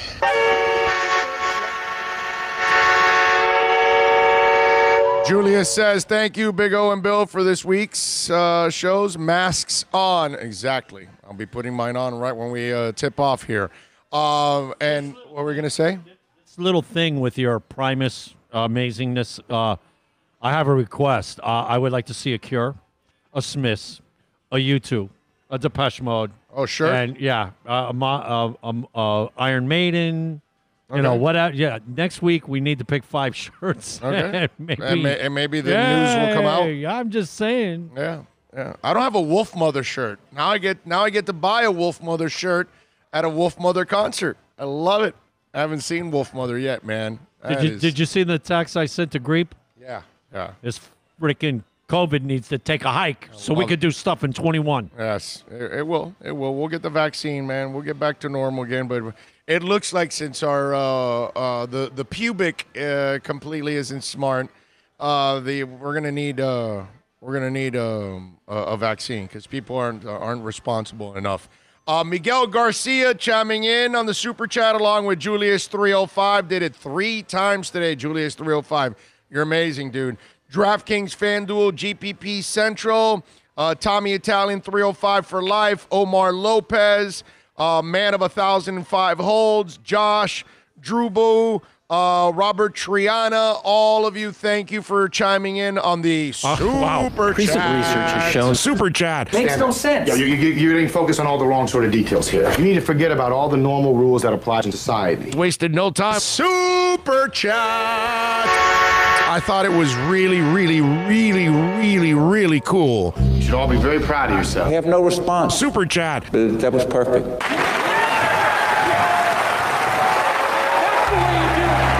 It's a beautiful thing. We thank all of you out there super chatting as always and keeping it locked on the show, downloading it whenever you download it, day, night, wherever you are around the world. Thank you so much. Thanks to Bill and Philippe, as always, getting it done. Amazing week by you, bro. How you did every day this much material with no material. Yeah, we try. Material with no material. It's amazing. We will see you on Monday. And you got homework on Monday. You got to look in the background, see if you notice any of the new trinkets we got in the studio that we've added. We'll see you guys on Monday. Please be safe. Please wear your masks, okay? Tell others to wear the mask Yes. as well. Please Yes. spread the word. We got to stop this thing. Much Jeez. love out there, all right? Be safe. Have a nice weekend. We'll see you Monday. Be good. This is the big